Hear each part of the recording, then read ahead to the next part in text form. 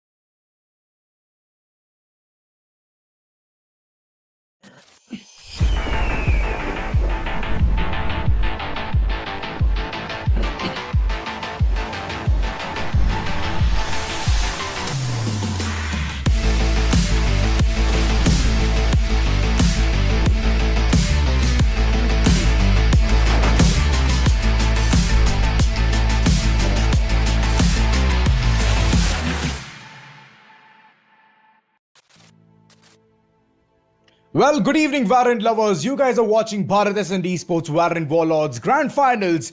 It is all of that heavy lifting, the hard work, and every single thing reaching towards the final stage. It's me, Auzora Aiden, alongside Aura to go ahead and join in this journey to go ahead and unravel what's gonna happen next. How are you doing, Oro? I'm doing good, and thank you for the warm welcome, Ozora. I mean, it's a beautiful day. Already Sunday evening is spiced up with the grand finals. The way we saw the two semi-finale matches yesterday, specifically the last one, it was a nail biter. Though we saw a 2-0 scoreline, but both the teams, who have made their way to the grand finals are superstars, filled with superstars, and they're inching towards that prize pool chunk and also the bragging rights which we were talking about. True that. Not only about the start, yeah, it's about the perfect ending as well. Both the teams, 2-0s all across, they did showcase a lot of individual gameplays as well. But here's the thing, right? The reason why they could go ahead and accomplish that is because of the teamwork, the effort that they could put throughout the tournament. It started with 32 teams, and now we are all down to the last two teams to go ahead and prove who's gonna be the winner for this grand finals. Yeah, obviously, and I think we also need to talk about the overall structure as well, right? This is not this is not the only tournament that is happening right now, and it's the top 8 overview which we are showing at the moment. All of these teams, out of the 32 teams, are going ahead into the next stage, and they have a whooping prize pool of 50,000 Indian rupees, which is an overall prize pool, obviously, which has been divided into parts, which we will definitely tell you day by after the the overview. To that, talking about those top 8 teams, how they have performed. It was a BO1 before all of this, and then later on the BO3s in semi-finals. A very valiant effort from multiple teams, but unfortunately they could not make the cut. 120 FPS could not perform that well. Alongside talking about Fire 5, they were just bitten into bits and pieces, shredded. And from there we could see Meowstarz and friends reaching towards the finals alongside Blatant squad as well. Two really good teams, and today's game is gonna be a nail biter. Like you rightly mentioned, Oro, it's gonna be fierce. The competition will be really nice, and I'm just gonna have fun. If we all know for a fact that it's gonna be a BO3, if it reaches towards the final map, which is the decider, we all will be here for a treat. Yep, as I said, the whole Warlord edition has been divided into 3 parts, 3 stages basically. So this is the qualifier one, which is known as the legacy path, and this consists of a prize pool of 10,000 Indian rupees. There's another qualifier which is coming up right after this. The dates aren't revealed yet, but for that you need to follow our socials. You will know when the dates will come out. But then the next qualifier is also called Test of Valor, and it also consists of 10,000 Indian rupees. And after that comes the grand final, the superstar, the mega star. That's called the final stand. And there, that stage consists of 30,000 Indian rupees, where the grand final, the champions, will get 20,000 Indian rupees. See, that's how the entire categories have already built. Now the teams have to go ahead and prove whether they are worthy of competing and getting the prize pool chunk or not. Just like these two teams, they've already confirmed bare minimum, which is like 3,000, but the max they can go is 7. So 7 is the limit. How well you can go ahead and perform, whether it's going to be a 2-0 or straight up 2-1, that is time which will decide for the entire thing. Moreover, I'm going to be super excited for yet another thing, which is the overtimes. Yesterday we could see at least one, but that's it. That's pretty much it. The entire action was overdone, clean, swept across. So today, let's go ahead and witness the entire action yet again. Map veto will be coming in shortly, as we all will understand which maps are going to be picked and banned at the same time. Yeah, since it's the grand finals, and obviously both the teams should have watched their games against their each opponents, and obviously we'll see the bans and the picks coming up. First of all, obviously we'll see 2 bans. Let's see what are the maps they are not wanting to play at the moment. Okay. Please be. Oh yes, finally. Pearl. Cool. Split alongside, because we have seen a lot of Split coming in yesterday. Oh my goodness. I cannot believe that Split was chosen as decider. It was chosen as the first map. And now all of a sudden, Pearl is having the wrath of facing the bans. There goes Icebox. No more decider in Icebox. I mean, come on. Icebox is a really good map, but it going itself speaks volumes. But the pick coming in towards Sunset, mid-control will be very vital for the teams to go ahead and at least get a round or 2, and then later on speed their way across, reach to the heights. Alongside looking at Lotus, I'm super impressed. Absolutely. I mean, Lotus has been a common pick, right? Yesterday, in both the semifinals, we saw Lotus. One in the first game, it was the second map, and this time it's again the second map. We'll see that. But now comes the interesting part. Is it going to be Heaven or Ace in the decider? Where is it going to take place? Ascend, please, Ascend. Let's Come see. on, pick your cards right. It's gonna be fun. At least one map being a three-sided is really good, but two maps three-sided, well, it's gonna be tough for teams to even crack the Da Vinci Code. So I'm hoping that Ascent is gonna be chosen as the decider rather than it being Haven. But it's okay, even if Haven comes in, it's all about the attacking side to be really, really good. And then later on, if you're heading towards defense, might as well create a buffer. Yeah. By the time they're still, waiting and deciding what to choose, I mean, we need to talk about Blatant squad. See, Blatant did also win on Lotus, but the point is, the other team, which is Meowstarz and friends, literally dominated, decimated the other team, and they were bullying them with Neon, the player Death Seeker. He was literally a run machine or a frag machine, you can say. The way he was running around as if he was playing a ranked match. Alongside, there was a player Yoru who was playing Yoru on that map, and I think there was Map King. Oh, you got your Ascent pick, Ozora. That's going to be the decider. But then there's a condition to it. Wait. No, it's not a decider just yet. There has been some removal. Sunset has been unpicked from the likes of Blatant squad, and now all of a sudden, all of the eyes on the final one, which is Haven. Haven is gonna be the map which is gonna be deciding who is gonna win this grand final, and it's a really good pick, not gonna lie. Sunset would have been very, very heavily oriented towards how well they can get the mid control and overall the flow towards the round. So that's a really nice decision coming in from the likes of Meowstarz and friends to ban Sunset, and then later on choose up Haven to be the deciding map. As I said, there's a condition to it. Yesterday, in both the semifinals, we were waiting for a decider to come in. We saw an overtime though, but we didn't see a decider. Will we see it today is still a question mark because both the teams are super good, and obviously because of that, we might see a decider which is obviously going to be played on Heaven. But then if Heaven comes up, we saw yesterday, what Meowstarz and friends did. They defended pretty well, where it's an attack-sided heavy map where maximum rounds are being chunked up over there. But first map is Lotus. I need to see how Blatant squad will react to the Neon and the the Yoru gameplay which is gonna come by these two players.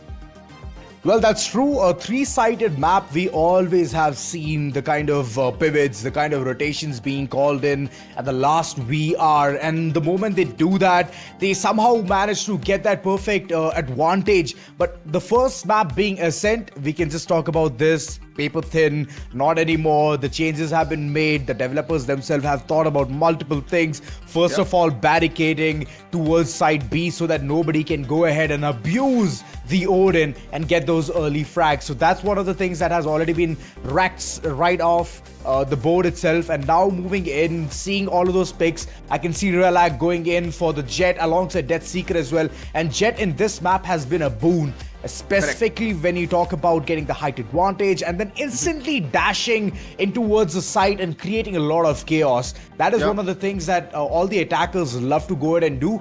But this map is moreover a defenders oriented map. Correct.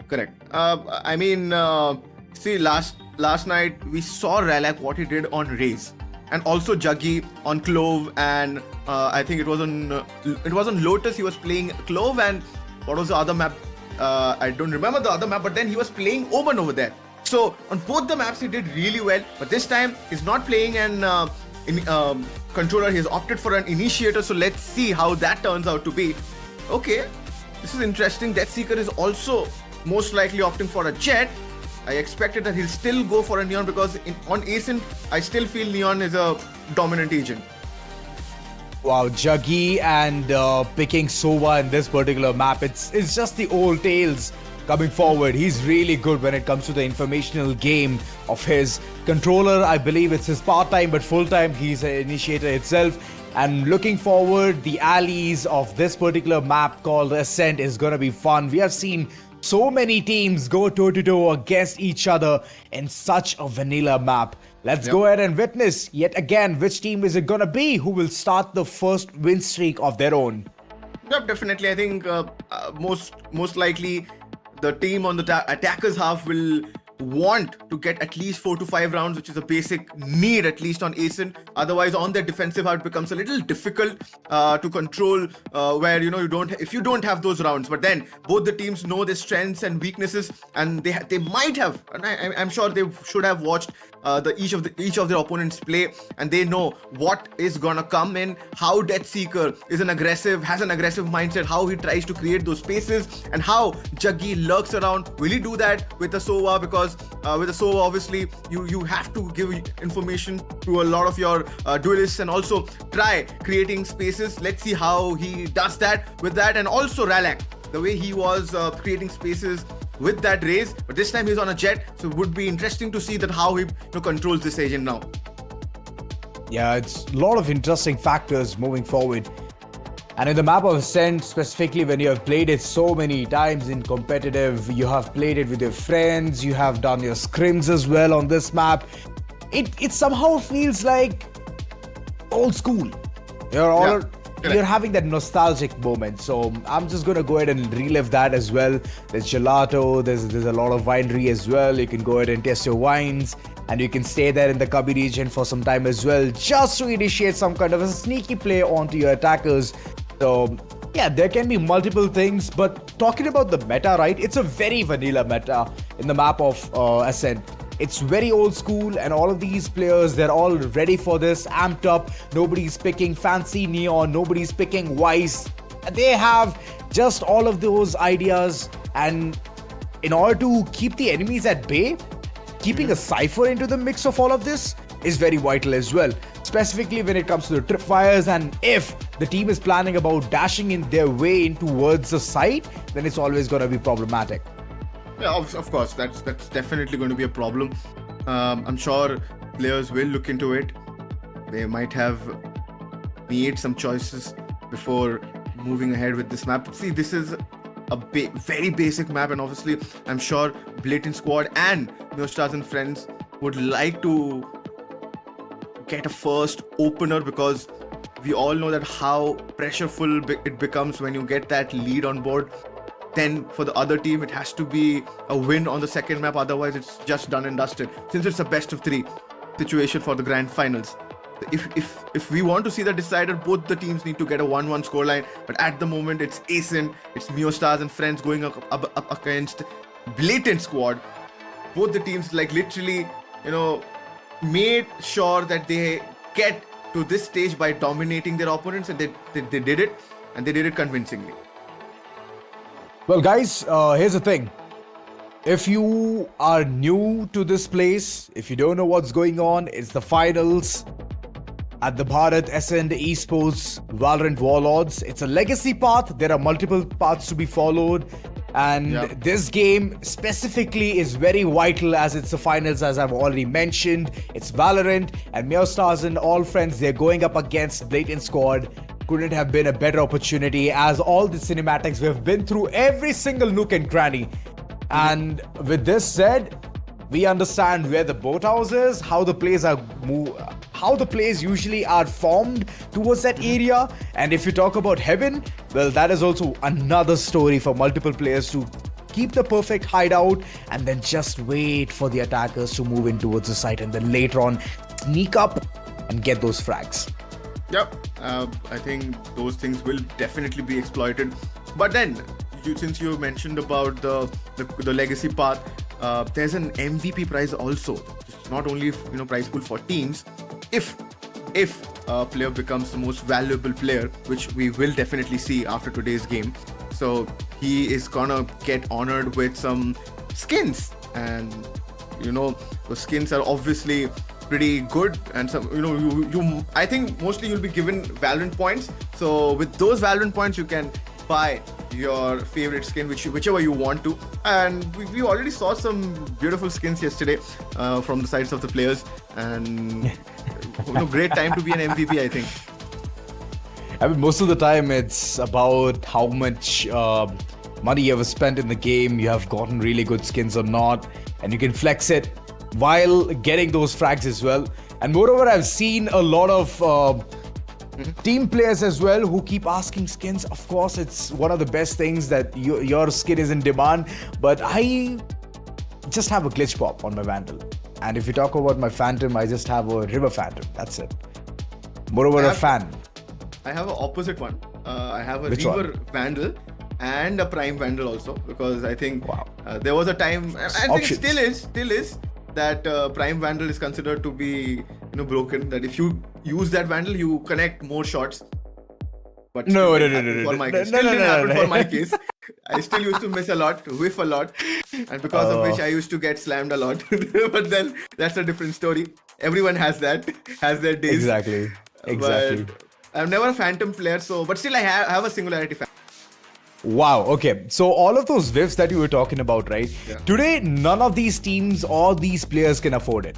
If they correct. do, then they're going to lose multiple rounds and it's going to be very chaotic to even bounce back. Ascent Yeah. has been one of the places where I've seen multiple teams go ahead and make a big bank, or they crumble down till the very end and they keep going in for those mere buys, half shields, sheriffs all across, and still trying to get a frag or two. So overall, it seems like a good choice, but then later on it just affects them in the later on runs. So I would say that you have to be very economical. Alongside, you have to have your fracking potential on point as well. So all of these things, right, it makes a big plus factor to multiple players as well. Imagine your duelist is not functioning and it's your initiator who's doing the heavy lifting, and the duelist, all of a sudden, he's gonna feel the heat. He's gonna feel like, okay, fine, he's not being that useful, and all of a sudden the performance from the peak, it starts going down. So in that matter, all you have to do is keep your head into the game and then just focus on what you can do better. If you're gonna choose Reyna, if you're gonna choose Jet, then go ahead, use your Cloud Burst, give the edge, give the 1.5 seconds that you can provide to jam all the visions of the defenders and then move in towards the side. Or it can be the other case as well, which is the defenders trying to go ahead and get their first blood being drawn and they're trying to get the control towards mid. There are a lot of options. So if the gateways are open, right, the attackers are going to swarm in from multiple directions. Because of that, I love this map a lot. No matter it has been introduced for the very first time or the first map in Valorant history, it has given a lot of information, a lot of opportunities for the attackers to mold their way through towards the site. Yeah, correct. And I think, and that's when you have a player like Juggy, when you have a player like Magtac King, both the teams are blessed with some good players. Yeah, I was coming Not down only to that as well. Yes, exactly. So not only the duelists, but their support players are superb. You were saying that obviously not only the duelists were doing heavy lifting. There was a time yesterday on Lotus where Magtac King was literally competing with Deathseeker, where he was literally demolishing with his shorty plays, with his Bucky, with his Yes. Judge. I think he used almost every gun in the Valorant HUD. He used a Vandal, he used a Phantom, he used a Sheriff, he used a Odin, and he used an Operator as well. So you can understand that player has Variety a game. good variety. Exactly, he's flexible in any weaponry he gets. But here's the thing, right? Weaponry is fine. Weaponry is about you pointing your crosshair towards a particular direction and you pew-pewing your way through, right? But when it comes to choosing different agents, choosing the style, 4 classes are there in this game. And in this 4 class, you're trying to brute force your way through and you're just becoming a Cypher or per se an initiator or per se a duelist. How well can you squeeze your foot in that shoes is the question. Yesterday, we could see Magtac King. He was playing really good being a sentinel. Now he has chosen his ways to being an initiator. Let's see how well the entire team is going to function. This is round 1 of the grand finals, and we are here to witness this amazing gameplay go down. MNF versus Blatant squad. Whoa. It's like Ralak wants to aggress. Initially, the Paranoid didn't connect. Neither did the actually the stun. But he gets one. But he'll have a backup. No, this is going to be a complete shutdown.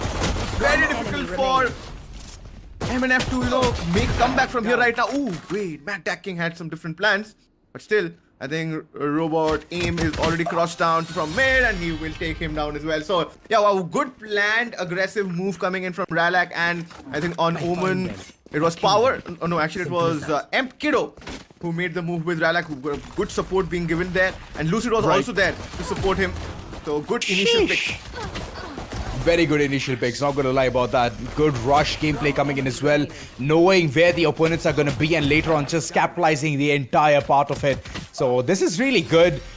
When it comes to the first round, the pistol already secured and now the bonus is already activated. So Blatant squad, they have no problem going ahead and converting unless MNF goes ahead and pulls off a really nice move. But we did see a lot of thrifties yesterday. That's against a different squad. Already the positions are revealed. Meowstarz with a killjoy, obviously, on Ascend. He needs an agent like that to control a site, anchor a site. Then Lucid is playing and got closer. Wait, smoke! Meowstarz gets taken down over there and a bulldog being retrieved. This can be big. Of course it It's a can. good trade. Spike planted. Ooh. Right click collecting all across and post plant was one thing that they had to avoid. This is a big mistake, can be a blunder. Next round, good money will be in the pockets of MNF and that's what they wanted. A quick rush down the site and getting what they need. Getting the post plant, that's it. It's gonna be easy defusal, that's nice. But the work is done out here. Couple of players already being picked. So Blatant, they have to also invest. But on the other end, MNF, this is going to be a really good round for them. Good amount of money and Vandals, Phantoms all across will be the question. I think Meowstarz did really well. He was the one who got the first pick on Lucid. Then he converted another one onto Robot Aim. I think damage was done, but that's okay. The good round being converted because MKiddo and Juggy came for the save, I think. They were the ones who literally came in and got 3 picks. This actually needed at that moment. Now is an important round for MNF right now. How will they plan this round? Oh, it's going to be very vital for them. Early control, Relax. He's already there towards mid, but that one move, the Cloudburst, he forgot the timing of it. And because of that, he has been already punished. Power on the other end did manage to see one player out there, but look at the way the players are just converting. Whether it be their utilities, whether it be their weapons, they're just going ham on the opponents. And this is what we wanted to see. MNF having that comeback game strong. Gets the post plant, and now they're going to put the shutter onto the last player who is surviving, but not for long. Yeah, I think the plan was good. That to surprise your opponent, do an early mid push and support your jet by coming out of a shot. But then actually that was predicted, and good trades were taken from MNF side, and they were ready for it. So yeah, kudos to them that they did not make any mistake and they did not fall for it, and they were holding up. So now they know how Blatant squad are gonna play. Look at Ralak has already have the operation. He is waiting towards B main to just get a pick. Oh boy, there comes the dashes. Early one to head towards the side, and now the control is already gone. Power, hitchhiking, trailing, reaching towards the side, and this is really good. Getting the control is important, and now if they keep their eyes on the boathouse, this will work out for the best. Good amount of spams, Juggy right across the corner, but the information is known. Multiple players there towards the CT side itself, and Power, he's just holding down the angle. If anyone comes up with the shenanigans, they're gonna die right on the spot. Look at the way Mac the King is performing as well. He just knows how to go ahead and control this flow. Relax, even though he's invested on a really good weapon, which is an operator, trust me, he won't get the opportunity to go ahead and shine for this round.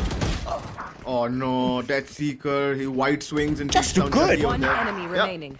MKiddo, he also goes down. Now the big guy is still surviving. That's Ralak with the big gun. He has the op right now. Will he be able The to hunt is save on. it? Yeah, but I don't think nobody's close at this moment towards Pizza. He will be safe for now. But I mean, before even they could start the retake, that pick from I guess that was Meowstarz who came in and picked up Robo Aim towards mid. There was a situation where it turned into their favor because they got into the site really quickly and nobody was able to get any pick. That initial pick was missing and they tried to play it on retake and that didn't happen. Yeah. The information game. Oh, there you go. Finally. I don't think so the camera is that great, but it's manageable. You can get enough information onto what's happening in lobby. Enough being the keyword. But early control towards mid.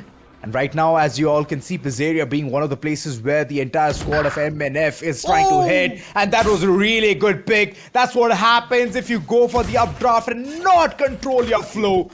Juggy, on the other hand, good deletion. Masters, the Sentinel has already been taken care of. This is a big blow to the head.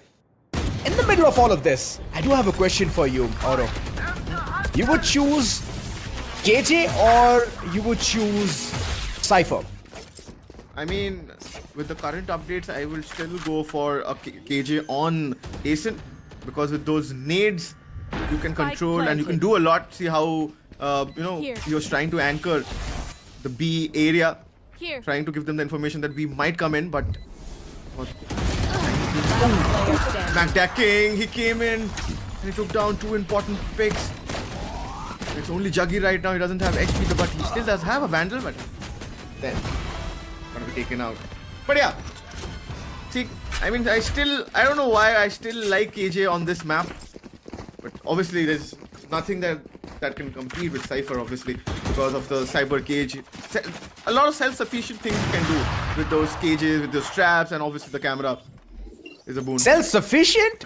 Man, you can move from heaven to hell. It's as simple as that. And that's the power of it. But here's the part where Magda King actually saved the dying grace of the entire team. Imagine the way Blatant squad was playing with just mere pistols or upgraded pistols, sheriffs. It was just amazing, flawlessly at least getting a couple or 3 kills in the previous round. And now moving forward, the mid control is one of the parts where Blatant squad is easily giving it away. And this can be a big problem. You have to seize the control towards mid in order to do something big. But Relax, he at least gets the first plunge on the opponent. And this is big. Checking all those corners, but EMP Kiddo, he was way too good for this one. Oh no. He missed a shot. Relax, what did he do? Death Seeker is too good at this point of time. One enemy remaining. Converts the kill on to Relax. Lucid. It's Lucid and Robo Aim versus Death Seeker. Oh, This is done for. Death Seeker. You know what? Death Seeker. No, Death Seeker converts it. It's too good. Whichever agent he plays, just controls them so well. My oh my. Shorty is the key. I mean, my shorty never works like this. Yeah. The maximum it does is 90 damage and the player is still alive with 60 left. So that's a problem, but clearly this time I could see Relax just thinking, Death Seeker thinking every single odds, and it was not against him. Look at him, just peeking around the corner, getting casually the frag and the round as well. MNF, they're charging forward, brute force, and the only problem that I see, which I could see getting covered in this round, but unfortunately that too is gone, the mid control. Pretty aggressive approach. Lucid takes down Sneaks back. Masters. I mean, Death Seeker is the main guy, and I mean, wait. Did he literally? He doesn't Oh, know. no, He doesn't know. That is why I thought that the drone did not do the trick, and Death Seeker once again. But see, once again he's with the shorty there. Oh, this time he missed. But then Magda King is there for his support, and Death Seeker finishes off in style. Goodness me, this team is so good. The coordination is on point. They know each other so well that whoever is going ahead, there's somebody backing them up. If it's Death Seeker, it's always Magda King who's coming to sweep it, or either power. Let me highlight one thing very clearly. All 5 ultimates are available. MNF, they're on a roll, and this one mistake from the likes of Juggy. He thought that his ult drone is already given away, but no, the fuel was still on the tank. But still he could not go through that corner, get the information, and that one mistake did cost the entire round. Moreover, it's the way this guy just rolls, man. It's problematic. Death Seeker, he's just out there seeking blood, seeking vengeance, and this round is not going to be that easy. Only mere pistols in hands. And Masters, he's trying to go ahead and make a big buck out of this. Shots fired and through! The Cypher cage, he gets a couple of frags. This is just done for. It's an open and shut case at this point of time. Yeah. Very difficult now to get the retake. Oh, like this time he doesn't make any mistake. He shuts down Death Seeker. He's the only one with a gun right now. Oh, Rolling Thunder being invested. Was it really required? It was. Trust me, it was. Imagine losing at least a weapon or two. And because of that, the round is completely gone. True. It's better to just use it than to keep it in your pocket. And oh my god, that was a slap between the cheeks. Whatever they're trying, they need to do it really fast. Last player There was standing. Sheesh over there. Last player standing. The danger man is gone. But still the damage is done. I mean, power, he will obviously convert the last kill, but will he be able to save? Oh yeah, of course. There's a lot of time. He's gonna save it. But imagine, Huzora, on Asen, already on your attacking half, you have converted 6 rounds. Half the job is done already. Oh, they want to do more than just this. Trust me, they want to get more rounds. Because whenever it comes to either picking KJ or Cypher, I would always choose Cypher in my side when it comes to the defense side of it. But KJ is not a bad addition herself. It's just that she can be easily tackled down. And that's one of the problems that they have to face later on. And now, talking about Relac, he has no idea who's there on the half wall. There comes a swing. There comes the entire push. There's Hunter's Fury as well. Deathseeker gets one. And Lucid, look at him. He has nowhere to hide, nowhere to run. It's just Deathseeker running forward. Charging, attacking with his shotty, whether it be his Vandal or shotty, every single thing is working. But this time, he needs to be more accurate. Juggy in his crosshair. But looking at the way the entire thing is functioning, Juggy will still manage to survive this wrath. But the flash itself was so on point that at one point of time, even he had to fall. Mac the King saving the grace. 3 weapons for the next following round. And this is yet another round being converted. MNF on the road. I mean, Blatant squad really didn't know how to counter the moves. You know, the Owl Drone came in, Deathseeker was already up towards A main, and he knew that once the Owl Drone spots the jet, he has to dash in. The Aftershock came in, the Hunter's Fury was committed, and it was a complete shutdown. And once Deathseeker starts flowing, he blows you. He blows you off, and literally he completed 3 picks over there, and his job was done. The space was created, 3 enemies down, and what all do you need? Your teammates gets aside, the spike gets planted, and I don't think from yesterday, whenever I'm seeing MNF play, they're ideally playing to kill all of them, not to either defuse or plant the spike. When you have the power, why not go ahead and showcase it, right? Yeah. It's not that you're getting the opportunity to hide it and later on showcase what you're made of. They're just here.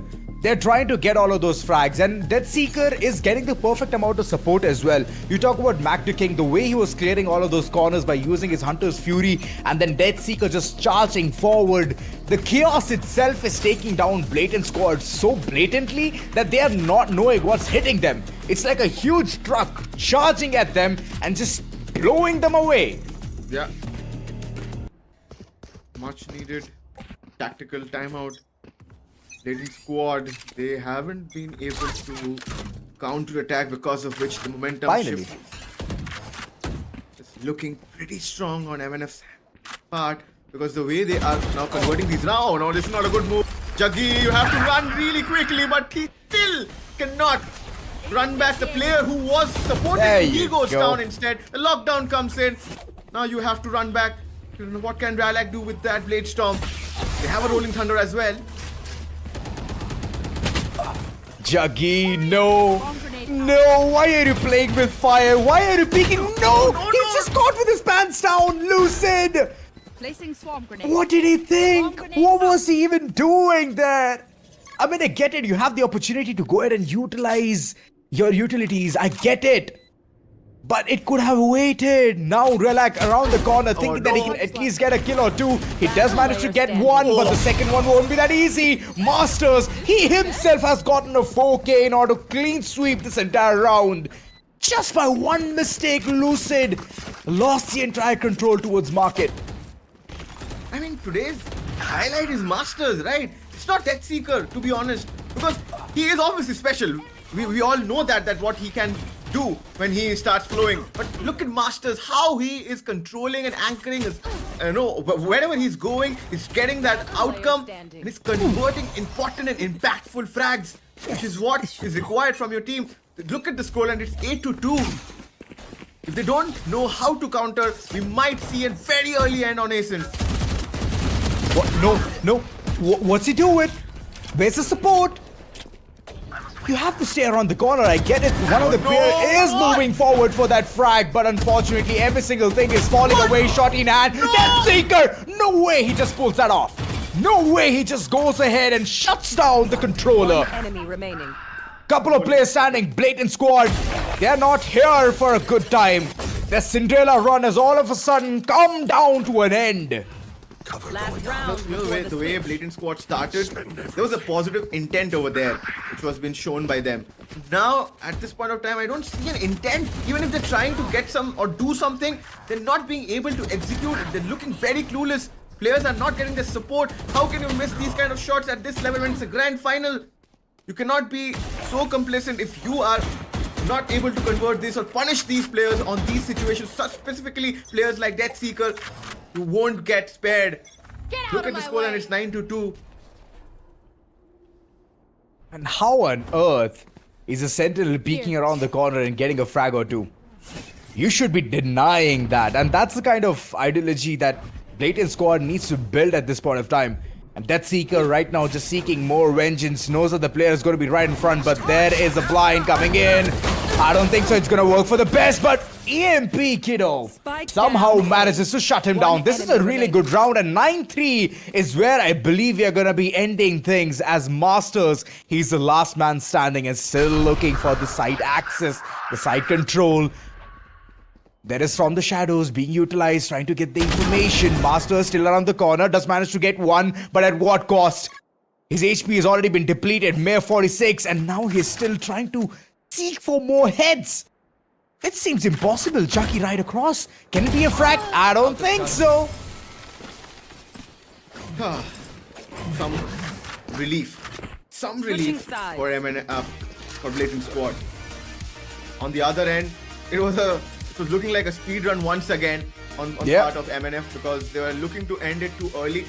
But from now on, to activate that curse, obviously they have to play every round on their merit. What curse? Yeah, exactly. I mean, see, last night also this same thing happened on Lotus, where the similar scoreline was there, but then it was on the opposite side. Now these guys have to come towards the attackers half, and now we know what Meowstarz will do on the KJ, on the defensive half, and how these guys are connecting those shots. You know how Death Seeker is. He's gonna push, still push and try irritating you, and you cannot get off guarded like these situations. Not having guns. This is the kind of clip that I hit today. While one of the opponent jet was like literally in midair, and I just go for my outlaw shots. Couple of them pop, and I get a really good frag.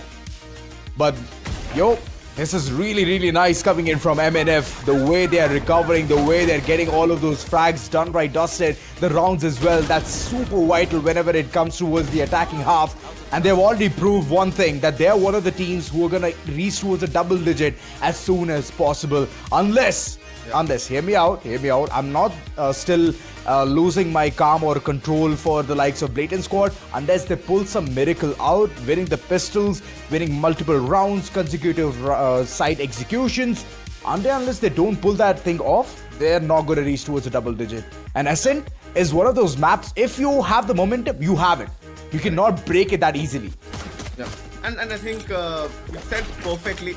Specifically, Ralak needs to step up a lot because he's been missing his shots. He's not finding the flow which he had yesterday, and even Juggy.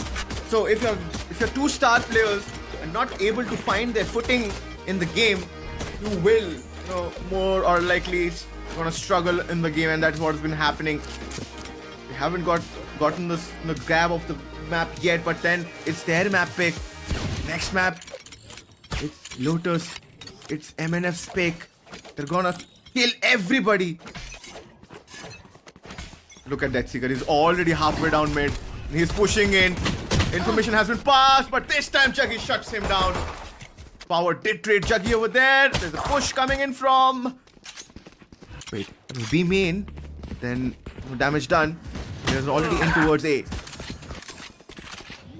Not every single time your brute force approach is going to work. Mac picking on the other end. Good trades. It's a 3v3 and it's a post plant as well.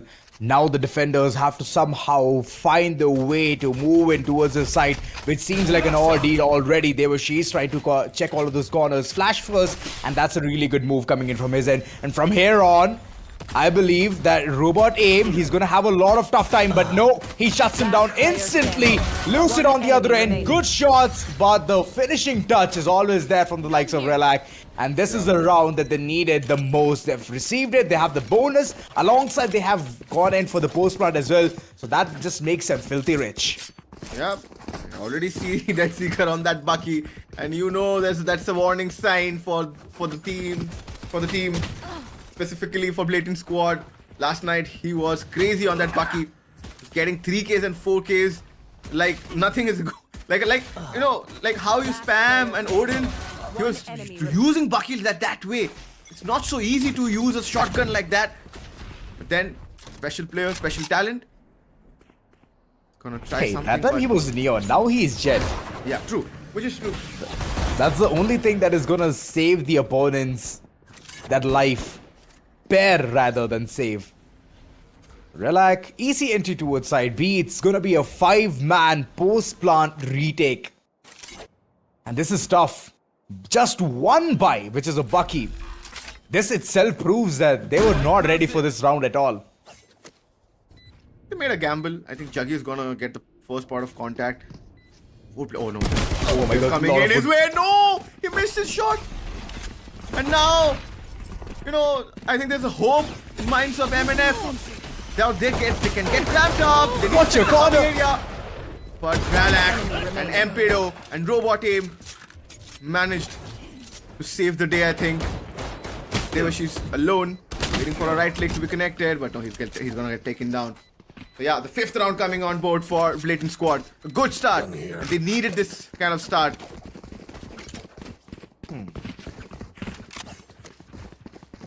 Just because of one person dying early shouldn't mean that the entire team is like completely stymied. They should still be able to function. Now the buy round comes in for the likes of MNF. Let's see what they can pull off. But on the other end, good weapons all across. Bulldogs alongside Guardians. So that's going to help a lot in long range shots. Let's see how well can Blatant squad go ahead and convert yet another one, because they need consecutive rounds. If they get one and they're done, that won't be working from here on. They need to get all of these rounds. And Meowstarz is out here to get that early aggressive stance to get a perfect frag. Let's see whether it works out for the best or not.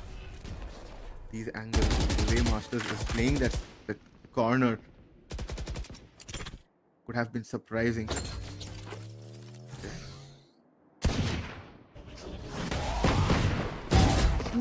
Ooh, wait. Good shot across the temple. And that Seeker, all he could get was one frag. But here's the thing that he has dropped. A Phantom right in front, which can be easily retrieved as well. The one person who was running around with Sheriff, he's gonna get a weapon upgrade. And there comes a shot, Magda King. His information is known, but he's still having the audacity to stay there, sandput, and go for the fight. She's just managed to get one frag, but this mural theft is gonna give a lot of information power. He needs to go out and back it up, and he does it at the right time. Chimes in Juggy, last man standing, and he is rotating in from tree. Little do they know, Magda King, he needs to be on point. He's already long gone. Last man standing, way too low of HP. And Shock that could have taken his life, but Power, he's still alive. Somehow goes in for the blind, but Juggy, way too good. You know, whenever Juggy does this, you know that Blatant squad should be feeling confident right now, because he is the man. He's calm-headed. He's the perfect guy for these kind of situations. The way Deathseeker came in and took down the Omen, I thought this round was done for, because the controller was out.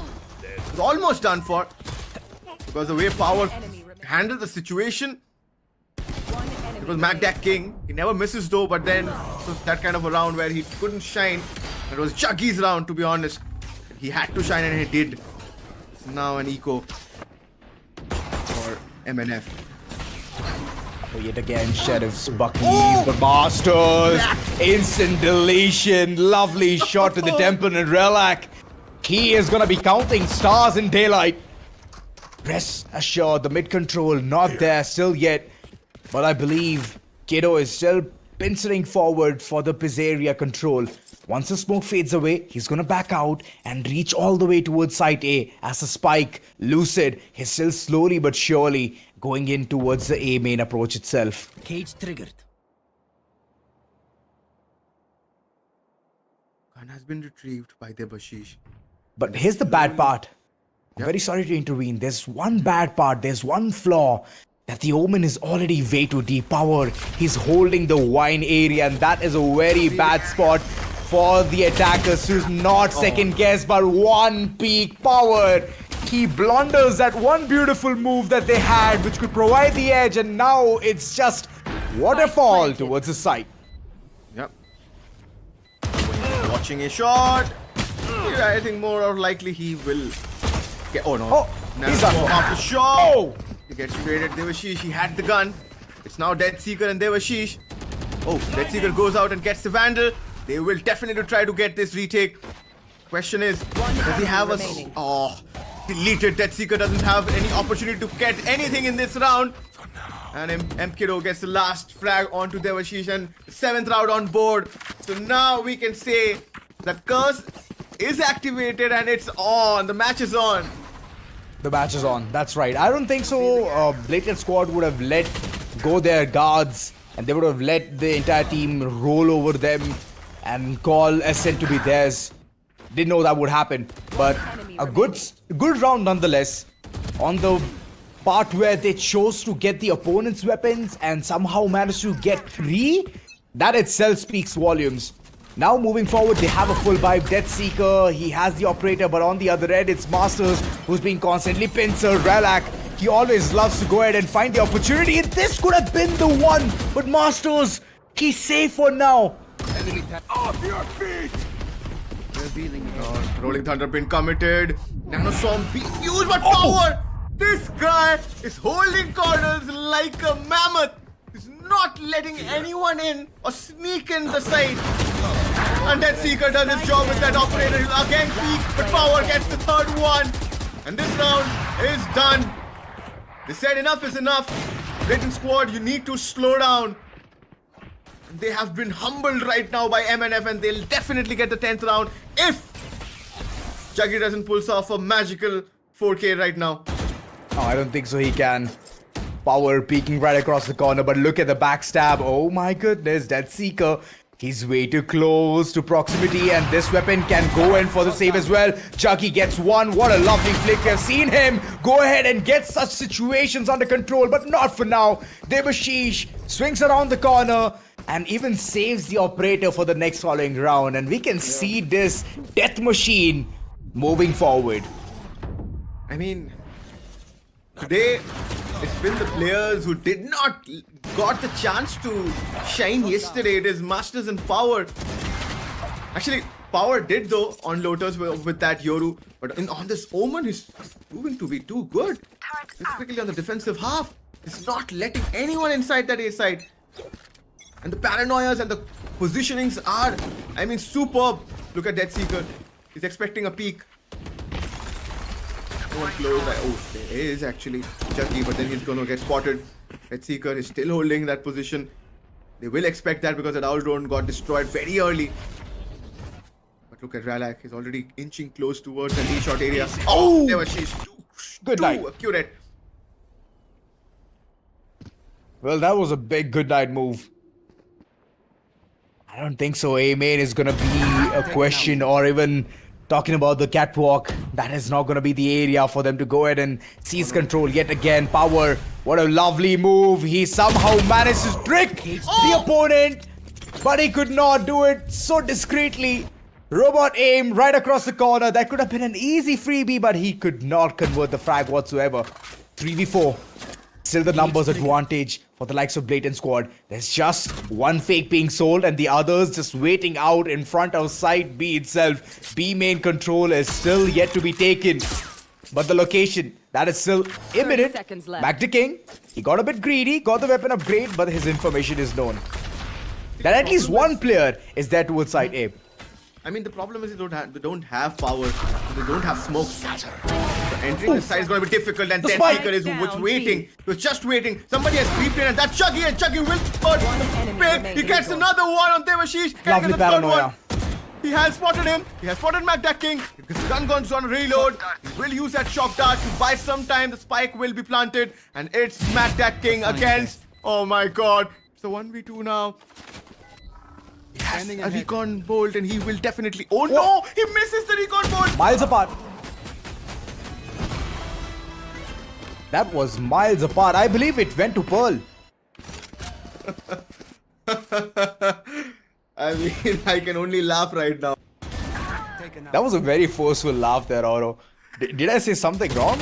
No, you didn't say it. It was a painful smile on behalf of Magda King, because I do that a lot, because I am a Wow, no way you're a Sova main. No. That's why I had that smile, you know. Because that expected from me, not from Magda King. Wow. Relax. Okay. He took some solid seconds to understand what just happened, but Deathseeker, he's very quick on his toes in order to get the first frag, and the second one is going to be a counterpart. Relax just opening things wide towards side B. No more turrets, no more shenanigans of the opponents to go ahead and capitalize. But look at this, Magda King. He was a smooth criminal. Did do a couple of moonwalk steps, and then later on just got decimated. Have the Rolling Thunder, but they need to recover. And plus, they have to convert this guy. Oh yeah, he did. He did. Now the Rolling Thunder can be big. Everybody's it's stuck in the big. side. Oh no! The paranoia will buy some time, but the problem is everybody's stuck in the boathouse. Their enemy positions remaining. are revealed. One player is alive, and that is Deathseeker. Here you go. Aw, The round at is least being it's converted by MNF, and it's the 11th round. Wow. Lovely retake. Was that important? Timing sublime, every single thing just falling at the right place. It's like the stars are being aligned for the likes of MNF. And wherever you could see Devashish and Deathseeker joining hands and heading towards the site, considered to be retaken. Yeah. Don't even think anything else other than that. Magda King on the other end, he tried his level best, you know. He wanted to be the Great Wall of China, but he could not. Unfortunately, he folded. Deathseeker on the other end. Lovely shots, and at the end, sending EMP Kiddo 6 feet under was his dream, and he managed to go ahead and get that as well. Oh, you see Odin coming out from Magda King's hand, and this means more problems for Blatant Squad. Oh no! Ooh, relax. He didn't even know. See, the problem is Deathseeker is also a jet. He knows how an opponent jet is gonna think, because he was doing the same thing and nobody countered him, and Chucky was slapped by Devashish. Oh! Spike down mid. Oh, what? What's he doing? Man, this guy is crazy. First, he gets a really nice shot with his Vandal, and later on, he's swapping those weapons with a shorty and still manages to at least do chunk of damage onto Juggy. But a post plant imminent. Not a good side. Hunter's Fury being committed. He's still trying to find the whereabouts of the opponents. Magda King getting one frag, and the last man standing, Juggy. What can he do? It's a post plant situation. The defusal is imminent, and look at the spam coming from the Odin. That's gonna help shutting him down, and it's Magda King winning it fair and square, and for sure calling it Standing ahead. quits. Yeah. This time Magda King didn't Match make any point. mistake. Match point. Match point for MNF. And now it's gonna be very difficult if they lose out on this map, because it was their pick. Spike planted. Blatant Squad is gonna find it very difficult on Lotus, because we know it's gonna be irritating for them, because Deathseeker is gonna come up with some very bad plans for them. We'll still wait, because the match isn't over, and we know Valorant can be very funny and unpredictable. I don't know why you find Valorant to be hysterical. No, it's not. Flight. It's gonna teach you a lot of lessons. You make one mistake, you're long gone for. And that's the kind of mistake that Blatant Squad is currently regretting. A few rounds could have been converted, but now Master is getting the early information that there's one player swinging right across, and Magda King is just waiting. He has his own, but unfortunately that flash was way too good. shutting him down in an instant. Relax trying to enter towards the side, but he has been shut down as well. Masters is still surviving, but that one mistake of peeking through the smoke is going to cost him a lot. But Robot Aim on the other end, lovely flicks, shuts power down, no more smokes whatsoever. And now the retake is going to be a big pain for the likes of MNF. Again, there was Sheesh and Death Seeker. But One then enemy remaining. Death Seeker is not into. Oh, he was interested for a bit, but then he got shut down. Robot Aim was already inching closing towards that mid area. But then it's 9-12. Still, the margins are. I mean, there's no margin at this point of time. They have to win every single round until overtime. Yeah, they need to hit the clock to 12 in order to take things to an overtime. But I know for a fact that MNF, they're just banking on one mistake from Blatant squad. Correct. And that one mistake itself is going to cost a lot. It's going to cost them their map pick. Death Seeker. Okay, he's gonna come out and peek. Lilac is waiting. And if he waits, he might get the benefit of Death Seeker. But oh, he's spotted. The stun will come in. The paranoia comes in. No, my friend, you don't do that to my Death Seeker. God. And he gets the bonus one onto Lucid as well. Your initiator is out. At least one of them is out. Now it's up to Kiddo, Robot Aim, and Chuggy. Robot Aim, we have seen him go ahead and pull off such stunts, but the information is known that he's coming from Catwalk. There comes the reveal as well. He needs to be forced from that corner. HP low. Robot Aim, he should have swung when he had the time, but still, EMP and Juggy, they're managing to get those frags, but not anymore. Last man standing, EMP Kiddo, what can he do? He has from the shadows as well, but before he could go ahead and pop that thing up, he needs to get some frags, but those frags are not going to be that easy. Death Seeker just sealing the deal, getting the 13th, and that's the map that they required. The opponent's pick is long gone. Now Lotus is upon the horizon. Yeah, it is, and from the word go, I thought that this might get close because the 2 rounds were very calculative and looked like they were prepared. The intent was good from Blatant squad, but somehow they lost the momentum. Once they lost the flow, they lost the plot completely, and they were not given any chance to come back. Because see, losing out, we all say that there is a chance of a comeback. We say that there's a curse going on, but we all know once you're on that attacker's 3 rounds, you only have 3 rounds to go with, and the opponent has 9. They need to win lesser rounds, so obviously they will be more confident. And by the looks of how they were, making those plays, they were looking the better team. MNF, you can see it on the highlights.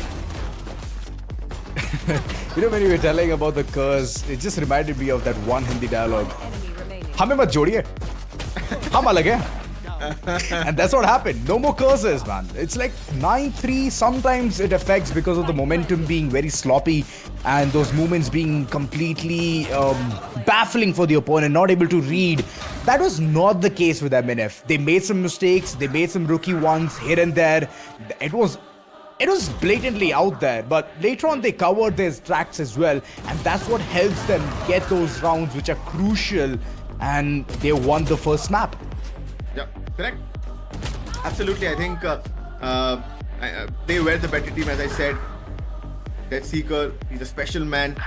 If he does these kind of stuff on Lotus, it will be good night for them. Blatant squad has to play out of their skins to beat a team like MNF on Lotus because it's their map pick, and we know what they did last night. They literally bullied the other team, which was Fire 5 Esports. Specifically Death Seeker on that Neon, Power on that Yoru, and we all know if a similar kind of situation happens, and I think Magdak King will go on to that Vice, and that's, you were saying yesterday that how that agent has helped that map. The highlights showcases the confidence of MNF. Oh boy. And like, if this is the case, right?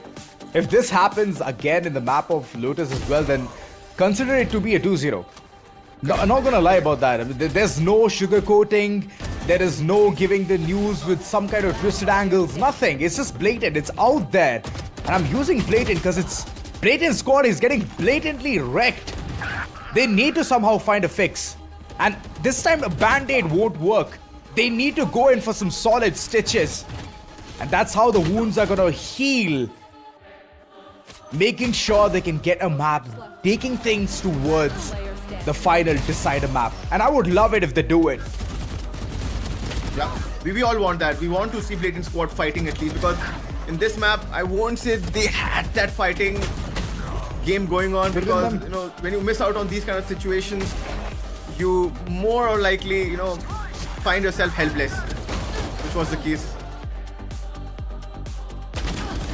And I mean, we have to talk about this player, Meowstarz. How good was he? He was literally not allowing anyone to make any fast plays on B, because of which, you know, the players like Power and Deathseeker could flow on A side, or maybe go and make some plays towards mid, go ahead and aggressively get some inroads, because they had that comfort, which was not in the case when Blatant squad was defending, because Robot Aim wasn't able to, you know, handle the mid sometimes, and he was the one who was getting picked off so early in the rounds. I still remember from Pizza, Meowstarz was the one at some point of time. It was some Breach who got the pick of Robot Aim. So yeah, if you get picked off so early as a Cypher, so I think the control goes off. That's true. Whatever the individual contribution as well, Power, sometimes he was very sneaky, but most of the times, my goodness, my man just comes in like a flash news. He's like, I'm coming here to wreck you, and he wrecks the opponent. Neat. But most of the time, whenever the opponents, this is the time, yes, this is the part where the opponents thought about reaching towards the side, thinking that they can run in willy-nilly. But nope, Power was there to stop the entire lot. And that itself is making things so crazy about how this game is moving forward. MNF, they're out here to go ahead and get every single round that they can squeeze. And sometimes Power could do that as well. I mean, that was a very easy frag, not gonna lie. Yeah, I mean, see, these guys started getting a flow, they started getting that momentum, but MNF doesn't have one simple strategy. They have a lot of things in their kitties. So once they see that, okay, this flow is not working, let's change it up, and they changed the flow. And once they understood that, okay, we got the 10th round, we can completely do it. And this was the round, I think, where games changed. You know, that this retake was not to be allowed. They had the correct timing, correct utility, and the correct players at the correct situation. And that's how it works. Stars being aligned, number game on point, man-caught advantage was always capitalized from the likes of MNF, but the same cannot be said for the likes of Blatant squad. They were being a bit too, jumpy heading towards the side, and that itself creates a lot of mistake. This was the part where the smoke came in at the wee moment, and the moment it was right there, they could not do much according to what kind of overall stance the opponents could have chosen. Blatant, another part where Deathseeker was way too overpowered, and this was the place where Aftershock just obliterated Robot Aim. So all of this decision making, right, is one of the places where the opponents are falling shy, which is Blatant squad. They're falling shy in that part. So they need to somehow figure things out for the next following map. If it doesn't work, then it's done for. It's going to be a clean sweep 2-0 victory, and finally we can put some faces to the names. Yeah, correct. All of these players are super good. They definitely have a spot in the second qualifiers, which is road to, which is you know, I think road to Valor. So definitely a test of Valor, actually. Test of Valor is called qualifier 2. But then at this moment, look at Juggy's skills. He was the only one who stepped up with only, I think he was the guy who was still trying to get those clutches going in. 22 kills on his part, but Deathseeker with 24. Devashish with 17, Meowstarz with 16, Power with 17. They're so close by. They were just complementing each other. Magda King couldn't step up that much on the frag part, but then he was playing that support role which was needed, which was played yesterday by Devashish and Meowstarz. Yeah, sometimes it happens like that. I mean, come on. Yeah, correct. He has come out of his comfort zone, being the sower, being the initiator. Usually he goes for the sentinel, and when he plays the sentinel, he always dominates. Proactive moves coming in from his end. Same thing goes for Juggy as well. Oh my, 22, just too shy from Death Seeker, and he could have been crowned as the MVP. But Death Seeker has already stolen the spot for this particular map. Relac, Lucid, Decroid, they need to up their game. Wait, Decroid, I believe Decroid is Robot Aim. Yes. Robot Aim, So both of them need to up their game. Relac did chime in here and there, but overall they could not lift their own weight, and that's the only part which stings the most for the likes of Blatant Squad. When the trade game was being initiated, Blatant Squad always were one step behind compared to MNF. And that's one of the places where they need to step up. Other than that, they're doing a very decent job in giving MNF a really good challenge. Yeah, correct. And but then they have to understand the fact that the next map is Lotus, and they have to be very accurate with whatever moves they're gonna make, because I'm sure they're gonna go ahead with a similar kind of composition. But we have to wait for that. We are gonna take a short little break. After the break, we'll be live with the second map.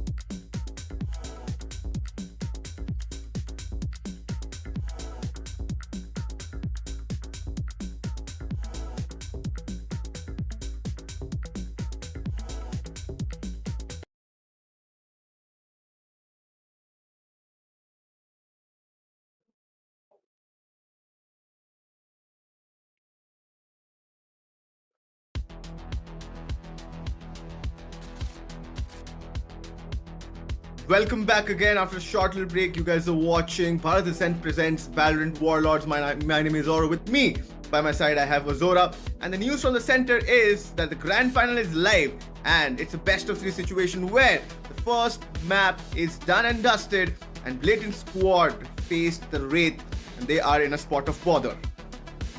Through that, they're already in the spot of bother. Now moving forward in the map of Lotus, they have to go ahead and win in the opponent's ground. It's not that we haven't seen this before.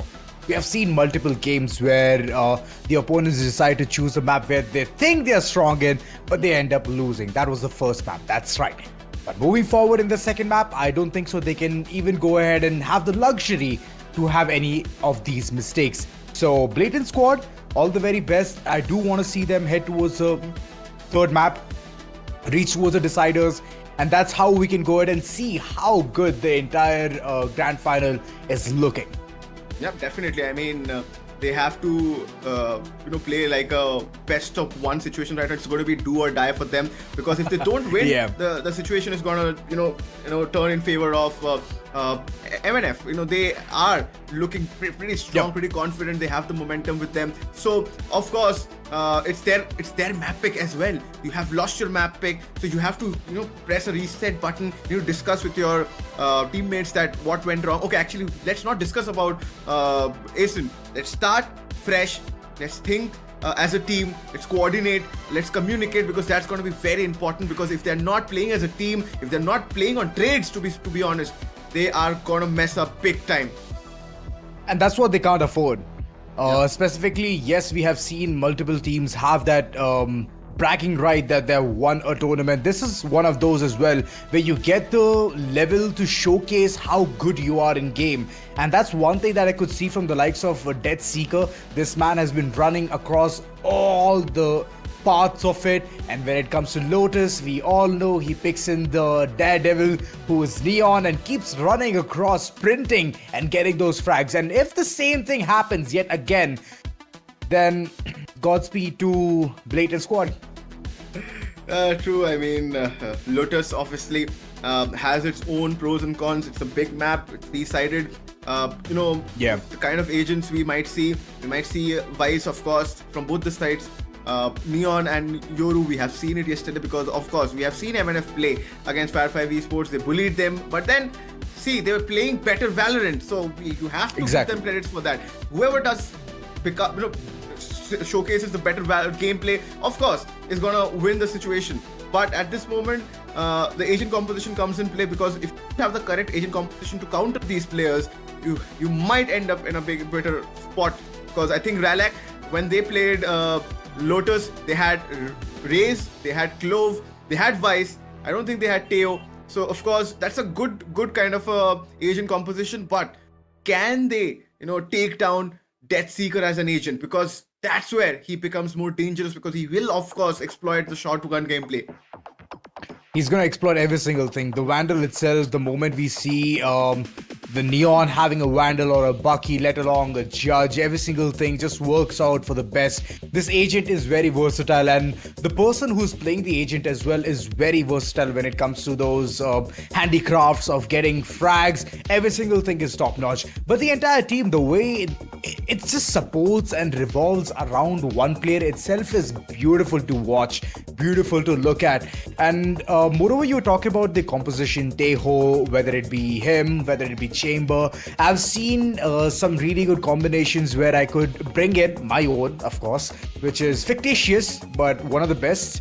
That is bringing in Breach, then giving in Neon, because it's a 3-sided map. You need to traverse from one corner to the other, whether it be attackers or defenders. You need to reach there quickly, and in order to do that, you have one option. If you're a duelist, then go ahead for pick a Neon, and then later on bring in Vice as well. Vice has been a trifecta in this map. We have seen the way all of those vines just come up at the right time. I know it can be shot, I know it can be spotted, but there's some kind of a distance to which you can go ahead and spot it. You cannot do that right before it. So that just gives the perfect edge for the players as well, whoever are controlling Vice, to go ahead and crowd control majority of the people who are planning towards hitting the site. And that's what makes the things even more better. So if you want, you can pick in even a sentinel, another sentinel. It can be the case. You can bring in even Cypher in order to go ahead and place in all of your tripwires. But I would say that the rendezvous would be really good in all of these shenanigans. Correct. There is a possibility of chamber, of course, but let's wait for the in-compositions to come in. But to be honest, I mean, the way Blatant is gonna, portray this right now in this situation, of course, they do not have many options, and you already explained how they can counter a Neon and a Yoru, but then, to be fair, after the semi-finals ended yesterday, I thought MNF has 3 stars. Tech King, it's Deadseek, and of course Power. But today I got to know that they have other 2 players who can shine, who can play. It's Devashish and of course Meowstarz. So they are not the weaklings as well. They are equally capable. Not at all. They are equally capable, and they can punish you, and they can also perform clutches. And now comes the hardest part, that when you have 5 strong players who has character, who knows what to do and what not to do in situations, and can control and anchor at any point of time in any situation, and they only have a Ralak and Juggy who does their job pretty well, but Ralak couldn't step up in the last game. Juggy did his part, but you cannot expect, as Ozora said yesterday, individual game. It's a team game at the end of the day. Exactly, and all of these situations are very, very dicey, to be very honest, and this is do or die, of course, for the likes of Blatant squad.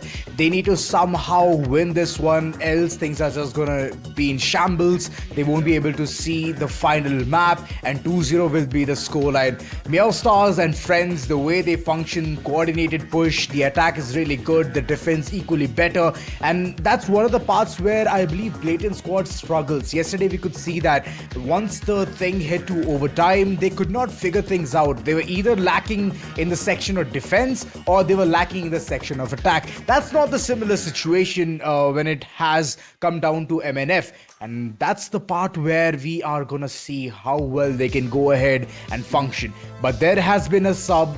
Lavish is coming in instead of Detroit, and that's actually a really good sub, to be very honest, because we could see Lavish the way he was playing yesterday, good performance all across, and today I believe he wants to keep that same kind of temperament and keep the enemies at bay. But the only part that I'm struggling in is that it's the first game for him against MNF, so how well can he perform is the question. True, but is Power going with an Omen? Okay, interesting choice, because if he is doing that, then they have to only deal with Deadseek as the main duelist, which is a bit of relief. But knowing Power, the way he placed himself, positioned himself, used from the shadows, and also the teleport, so an Omen on that player can also be dangerous. Ralak, of course, is gonna go with that raise. I see Lucid on that breach. He did really well yesterday with his placements. Juggy, of course, he will complement Ralak. The interesting part is, as you said, Amp Hero is playing the first game against these players. Yes, of course, they have faced them in the last map, but last night I saw Clove on Juggy. Now he is going to be on Fade. Will he lurk again? How he's going to create a similar kind of impact how he did it last night, because his team needs both Ralak and Juggy and all of them to step up big time. Always been the case. You need to get your trade game on point, at least get a man count advantage, and that's how you can fight against MNF. Because whenever it comes to 1v1 duels, MNF is just better. They get the better of every single instance. And that's the part where Blatant squad needs to start thinking, needs to start making notes. But what a beautiful map. Lotus, very Indian theme, but this is not there. Earlier on, this was the part where you could see some really nice shade in the middle of site A, but that's not the case now. It's blocked. There's only one cubby towards the middle of it. Other than that, the entire part of it is the same. Two rotating doors which gather a lot of attention. And that's one of the things that even Deathseeker keeps grabbing now and then. Yeah, it's going to be. I mean, I can't really wait for the first round to start and look at how these guys are going to pace themselves, because on Ascent, Blatant squad wanted to be aggressive and they showcased that intent. And when that the bonus round was converted and they were completely shut down, that intent was gone. Even if they was trying to be positive, but those positive moves were pretty basic. No covers being given, the aims were off, and they were missing out on opportunities because you have to punish players. See, these players don't make mistakes, and if they are making mistakes, you have to be on point. Like how they converted the round where Magdak King messed up the recon dart and they did not give him a chance. So those situations are to be punished, and specifically a player like Deathseek, when he's running around with Shorty, he doesn't know your position. You give him 2-3 chances, of course he's gonna take out the Shorty and punish you. So those things cannot be repeated. They have to fix it really quickly, and here you go. 30 seconds. These 30 seconds are going to be very important for them to maybe rethink, re-strategize, whatever is needed to win this map. I just love this part. One side you can see that you have the versatility or verticality, and the other part you see speed. Just plain speed. This makes me think what will happen next. Just 8 more seconds in order to know what will happen, who's gonna win the pistol, and what on earth will happen towards this one mount area. Where you can see cluster of people just trying to seize the control. Every single utility utilized at that corner, but the stun equally good. He can get multiple frags. The teammates, they are chiming in. It's a 3v4 situation, but the corners, it needs to be checked. The flash is on point, but what happened there? The reload! But Devashish, he's giving the perfect counter for the entirety of the squad. And MNF, they wield the pistols and they wield it so well. The intent was good. They tried to pick them or take them by surprise, but they were not at all surprised. They were expecting it. The trades were so good. Look at Devashish and Magdak King once again, like standing like pillars. And what was MK trying here? Of course, they took down Meowstarz, but then Devashish was there. I think Devashish converted a 3k in the last. So you can just imagine that how the work is being cut off by these players. And today, Devashish and Meowstarz have just, relieved Deathseeker, Power, and Magdak King. It's not good, Lucid. This is not at all good. The right click, I know it's good, but once the corners have been peaked, the HP is going to be way too low. Meowstarz picking him off neat and clean, and Deathseeker just trying to bring in the cleanup crew. One by one, crumbling down every single one of them right in front of him. He knows that the players are still there towards the main area.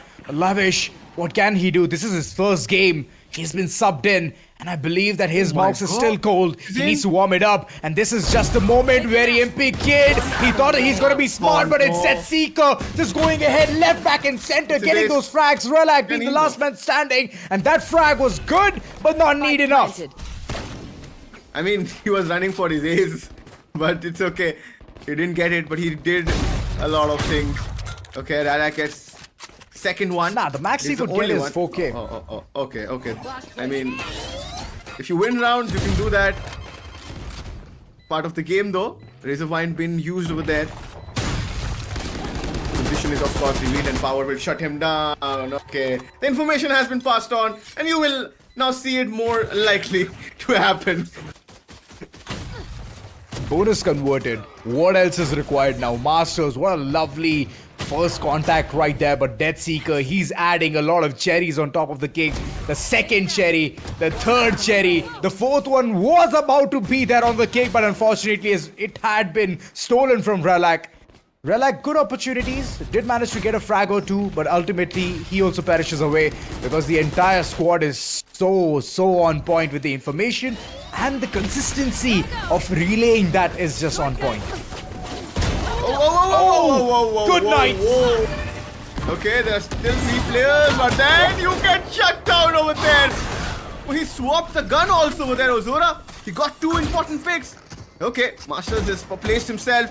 Meowstarz has to remove himself. Yeah, he did reposition. Razorvine being placed and Aftershock being used, but nothing is gonna take away Meowstarz. Satchel being used, a good satchel coming in. It's a 3v3, possibility of a retake. They have to be super quick. Paranoia connects. There are two players towards the heaven area. Ralak, he gets a showstopper. Oh no, he gets shut down. It's Power up against Amp Kiddo. And Power's position is revealed. He does not have HP with Power. Goodness me. Only with 15. Only with 15 he converts it. What are you doing? Oh, this was a star moment. Wow, Deathseeker did not even give the room or the space for the team to even breathe. And because of that, it's all across the chokers. Blatant not able to function well, and thanks to the replenishing shield that was bought by the likes of Power, he had additional 25 HP that he required to survive the wrath of the opponent. A good 1v1 but converted so well. Meowstarz shuts down Relax, and there's Deathseeker cruising around the corner, getting the side control. He has the overdrive as well. If need be, he can utilize it, but I believe it's not going to be required because the opponents, they just have upgraded pistols. Yeah. I mean, we expected this to happen, but okay, now the position is known. He's being used. Okay, the aftershock won't give him that much of a damage, but they're scared to come ahead. Yeah, you can't go ahead. It's a judge. This guy is so impatient. See, he wants to run in, but Devashish is pushing in, and then he was. Oh no, Juggy. He finds two picks, and he'll be taken out by Power. Yeah. Fourth round. Oh, the reload. It's always the reload. You're just waiting for all of those 6 bullets to come back into the chamber, but before you could even do that, bam, you're dead. What a lovely class display of sheer resilience. Juggy tried his level best. He got 3 frags. That's a really good start. He can get some really good weapons, buy all of his utilities as well. And now he even has Nightfall, which is even more helpful whenever it comes to the crowd control. But moreover, MNF, they're just running clean slate. 4-0 is the scoreline, where it's not coming to an end. And look at the speedy pace. Oh my god, this is just amazing. Getting side C control, and I don't think so. Blatant is going to have the opportunity. They have to call in quits or have a combined effort to head towards the side. Meowstarz way too close to comfort, but he still does not get that one frag which was required the most. Deathseek has already pushed City, and he's holding an aggressive angle. And Arcro is also being placed. Ralak knows that somebody is holding close, and what will be used. But the Boombot will reveal that position. That was a good counter. But Matt King was better, and he gets the second one as well. Rolling Thunder being invested. No way that this retake is gonna get so easy. Time is ticking. Oh, Juggy is there. Razor Vine, his HP is gonna go. The Steel Garden being used now. It's complete shutdown. He has to run away. And it's Lucid, who's just trying to save his gun, and the 5th round is on board. The speed. We were talking about the speed. If you have a KJ. Oh, actually, yes. Okay. I mean, okay, they couldn't save the gun, but anyways, they don't need it. They have the economy again to buy weaponries. But problem is, you still have a KJ, and Deathseek, you know, he ran in, got so much information, nobody in sight to stop him, and the information was passed on.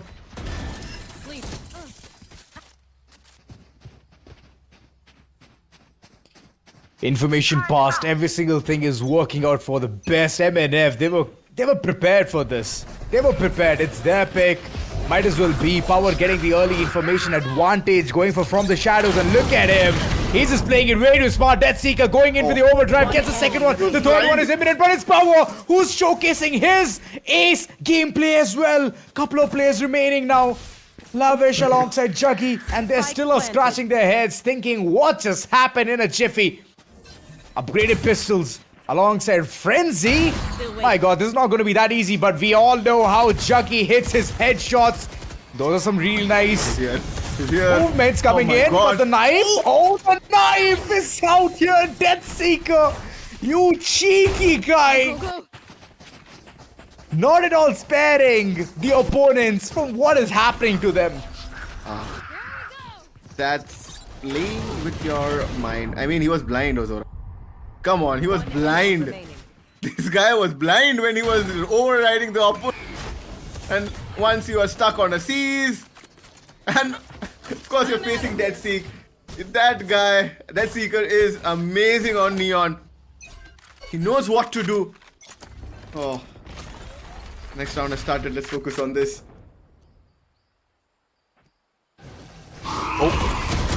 There comes the information that Seeker gets. Okay, it was his beloved teammate, the ally, Meowstarz, for now chiming in, but 67 HP and still has a dream to go ahead and get the side control, which is important, which is very vital. The weapon upgrade is definitely going to help a lot, but looking at the way he's just going ahead and getting those frags itself is making me think that this might be a deadly move, and it was.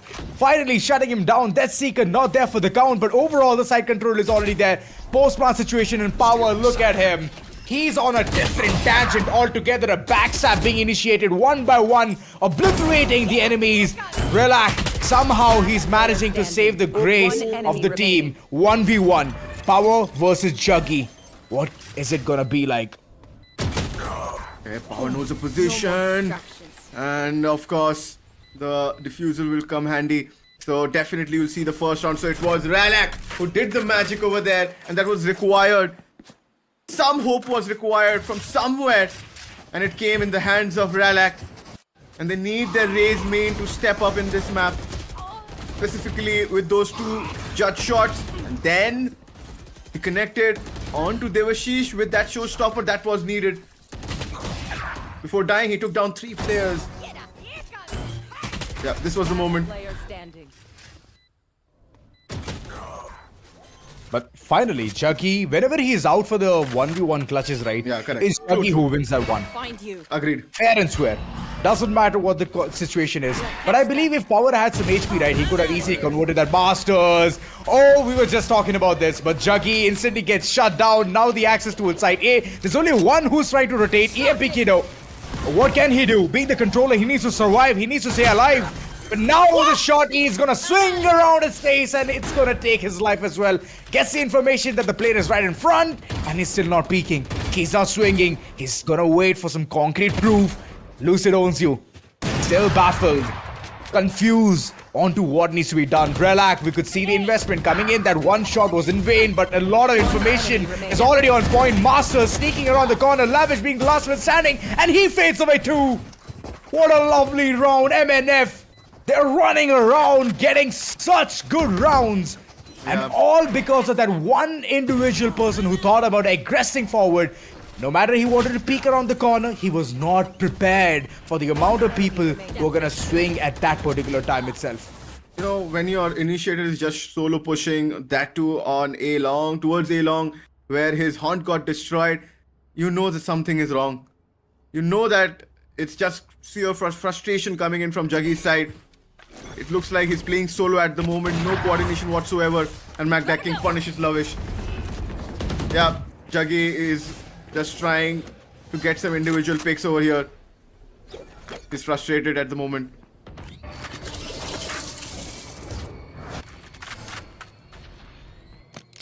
Backstab coming in though. Blunt will go in towards C side. McDack King is waiting. Okay, Juggy has spotted one guy. He'll take down McDack King. Operator is down, but of course Meowstarz was already there. The trade been taken.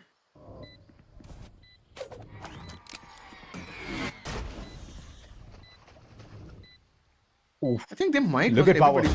Yeah. They know it's going to be mount control coming in, but they're all prepared for it. Look at that, the swings coming left, back, and center. Meowstarz, this is the second 4K. A second 4K from this guy. Yo, what's going on? Keep fighting. I think he took up on him that yesterday we were talking too much about Dead Seek and Power. Devashish and Meowstarz were a little bit ignored, so they are feeling bad. So that's why they're saying that, okay, we are also going to give you guys a chance to speak about us. Now speak about us today. Yeah, he's taking all the spotlight. All the spotlight stolen. They're just again and again going back to the mere buys. Right now getting the mount control. This might be a very, very antsy move, but Juggy, Lavish, both of them make the better of the situation, but Power is out there to go ahead and make that perfect cha-ching in the middle of all of the situation. 3v3. which could have been an easy number game for the likes of Blatant squad, but it's not there anymore. It's long gone. And look at Power. He's running forward, speeding in order to get towards the site. Power, right around the corner. Bunny hops did not work this time around, and there comes a nightmare, which is very important to get all of the information. But there's one guy who's untethered. That is Devashish. No information on him whatsoever. He's still out there trying to get those lurk gameplays on point. Any backstabs, he can control it. But all three players coming from forward. Deadseeker already prepared for that. The second player towards mid. He's still around the corner. Epic Kiddo gets the better of the situation. There comes a defuse. But here's the thing. The Rolling Thunder can come in, but it's kept in handy. As Devashish, he could have made a big buck out of it. Yeah. He could have waited. Because the Omen's position wasn't revealed. He thought that Rolling Thunder committed. Both of them might be stunned, but then only the guy close to him was stunned at that point. And MK, this time he didn't. Because the last time he was in a 1v1 situation, he couldn't win it. And it was against Devashish. No, actually it was against Power. But Deadseek. Oh, this was too good from MK. Last player standing. Every single thing was put in there. Juggy, a good try, but eventually they did manage to squeeze at least another round. 9-3, if 9-3 is going to be the scoreline that we are going to look at, it's all going to be problematic, but that one swing was not that great. He was caught with every single thing up close to him. Wait a second, what a way to clear that corner. Meowstarz flicks around the corner, gets the frag, and this is done for. Side C under control, but the man count is one of the things that can easily swing around the corner, and Lucid, he's managing to do that. 3v3 and a post plant. Yeah, the Rolling Thunder will be committed, and they has to run in towards the side right now. It's gonna be Magda King who's gonna come and then Devashish is still alive with Magda King, and Devashish cleans them up, literally cleans them up. I said these two players are literally cutting the work off. And you know what happened if Deadseek failed? You saw how Magda King and Meowstarz ran in. He was fade. We have to say that he's a fade. He's playing like a duelist. Yeah, that's the power of being way too comfortable in the map, which you have chosen to play against a team who lost in their own map pick. Yeah. And that's what is hindering the entire confidence here, Oro. Double digit is imminent.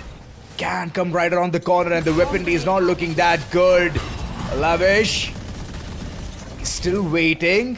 He knows that there's gonna be one push coming in this time. Deadseeker was all prepared. Odin in hand, and around the corner he goes. That machine gun is gonna create a lot of chaos, and there is a second frag for him. But the reload eventually hits in. 3v2 situation when Lucid owns you, is owning up to his shots. That's super good on their aim. They're so confident, these guys. This is what happens here, Ozora. You are correct. And when you have confidence, you are your movement becomes something on a different level. Whatever you do is like Exactly. It's like everything is connecting. So why not take an Odin? And he literally, almost kissed Meowstarz. Not Meowstarz, actually, KJ. He was no way he could handle that situation, because even if he could turn back and take down Deadseeker, there was other 4 players running in towards him. Yeah. That's what happens, Red Oro. When you're not at all prepared, when it's out of the syllabus question. This time he was, right? Lavish was prepared for the situation, but later on what happened was completely obliteration. Meowstarz right around the corner thinking that he was playing it smart. But this part, right, I was saying this one thing multiple times, which was the Rolling Thunder is a bit premature. And that's what happened. When the concussion wears away, when the players are back into their senses, that's not the time for you to push. That's the time for you to rethink what just happened in front of you. You should have that quick movement, pace forward, and that's how you can get those frags. And for a fact that the entire squad is going to be inside the site itself is a big sign for you to get those frags. But overall, this is what happened. So it's okay. It's all G, but double digit is already hit. It's only 2 for the likes of Blatant squad. Only 2. And that itself is a big warning sign for them. Right now, Pistols, no. They have to hope for that MNF makes mistakes repetitively. which is impossible because the entire team is steering high with confidence. They're sailing right across, and the tides are not stopping them at all. Exactly. I mean, these kind of situations just make life more difficult for you. We expected this. We said that it's not cakewalk for Blatant squad. It's gonna be hard earned rounds, and they could only get 2 right now. The swap has happened. The tough part is what they handled. Now they don't have the rounds, the cushioning, where they could afford some mistakes, but this is what it is. They have to handle the situation. I think Meowstarz is disconnected, maybe. No, he is there. He's there. He hasn't buy it something. Wait, what's wrong? Of course. He don't have a gun. He doesn't have a gun. Yeah, it's round swaps. 10-2. We're in the second half now. You only get pistols, and that's how they're rolling forward. Meowstarz. Maybe he has it. It just might be a glitch. Yeah, correct. It's a glitch. Not ready yet. Good hit. Oh. Spike down A. Why? What? That was a lovely click to the head. Bring them down. Nowhere to function. Oh, wow. Okay, Juggy is having a bad time already. His Prowler was One stuck. If the enemy Prowler remaining. would have been alive, it would have been a different case altogether. But okay, somehow Blatant squad is converting this pistol round on their own. 2v1 situation. Power going ahead, trying to confront onto what's going on towards side A. EMP Kiddo way too low on HP. One right click. Both of them are way too low. And this is the golden moment. One shot and both of them are done for. Power, the healthy one out there. Shadows To go in for that cover. Gets the smoke being placed. EMP Kiddo right around the corner. He's not peeking. Why is he not peeking? This is the mistake that was caused right around the corner. But Lavish, what a lovely flick. Shuts Power down and the hope of getting the pistol.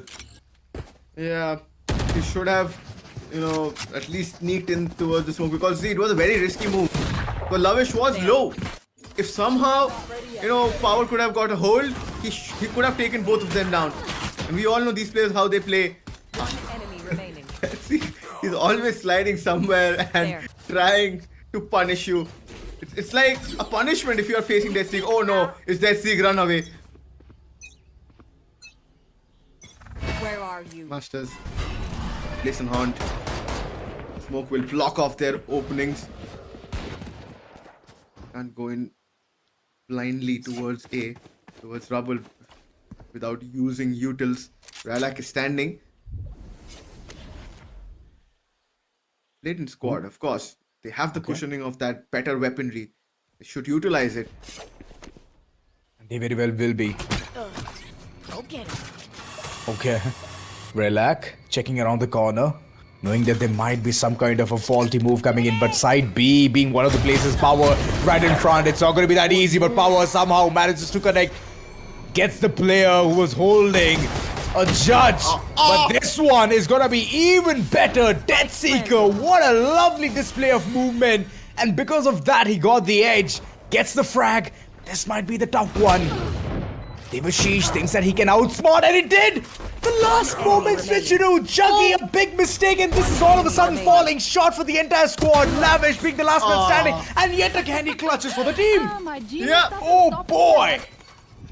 This is what you require when your backs are against the wall. You either break it or break yourself. And Lavish is playing out of skins to at least get those rounds on board, get the confidence back, because players like these will of course show you these kind of rounds with individual brilliance.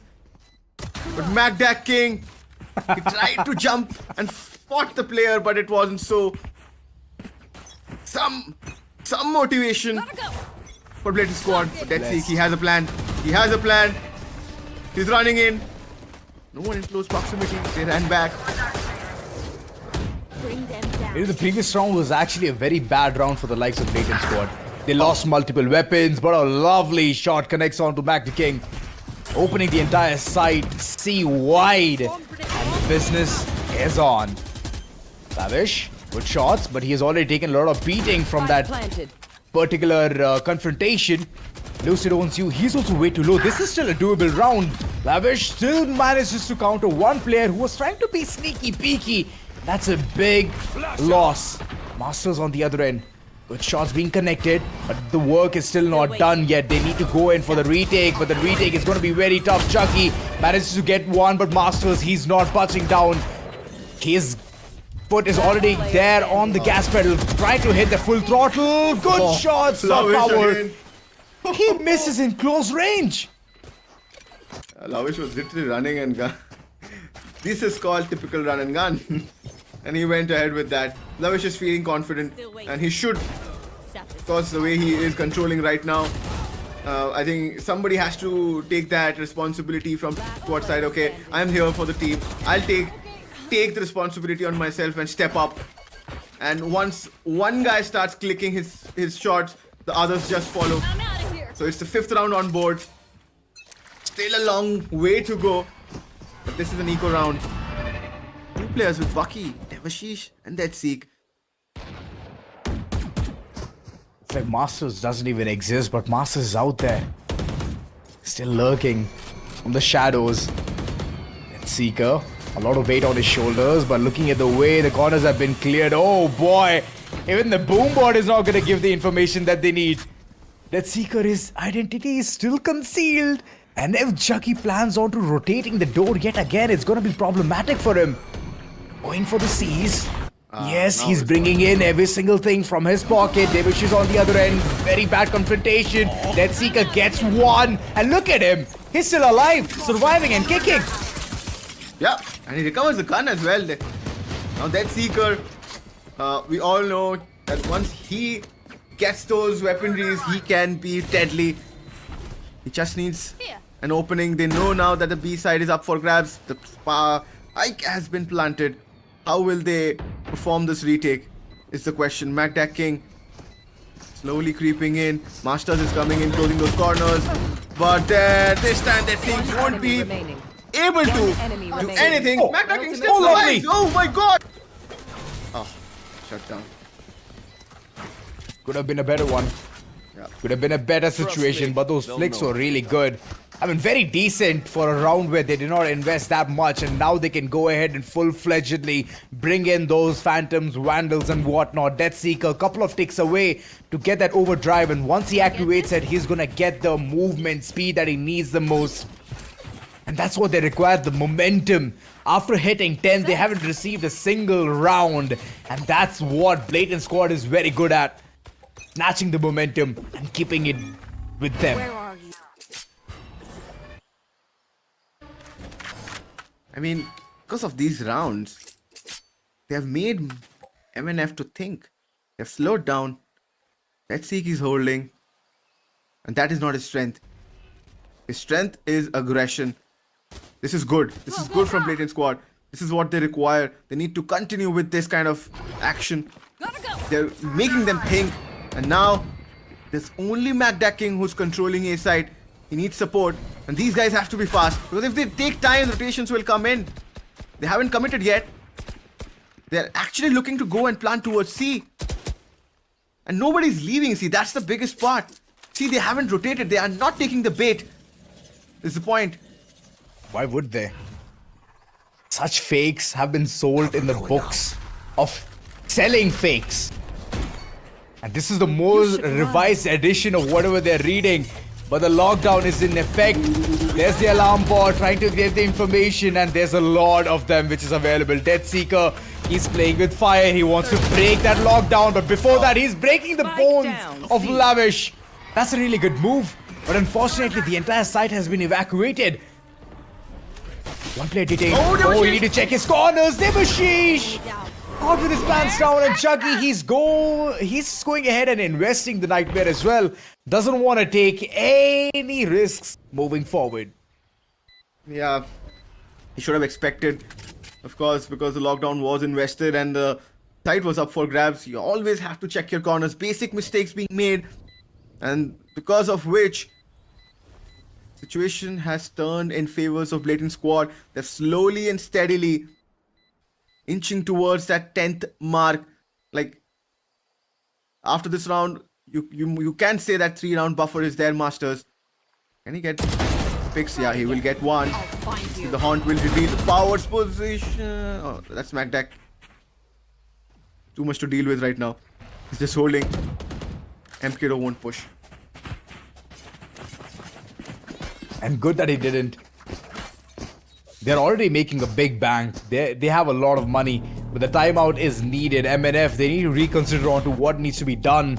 And judging by the way From the Shadows alongside Steel Garden and Death Seeker's ultimate is available, which is Overdrive, this is going to help them a lot in gaining back the lost momentum that they have already given away to the opponents. Blatant, so far they have played so good, man. After getting the pistol, they're unstoppable.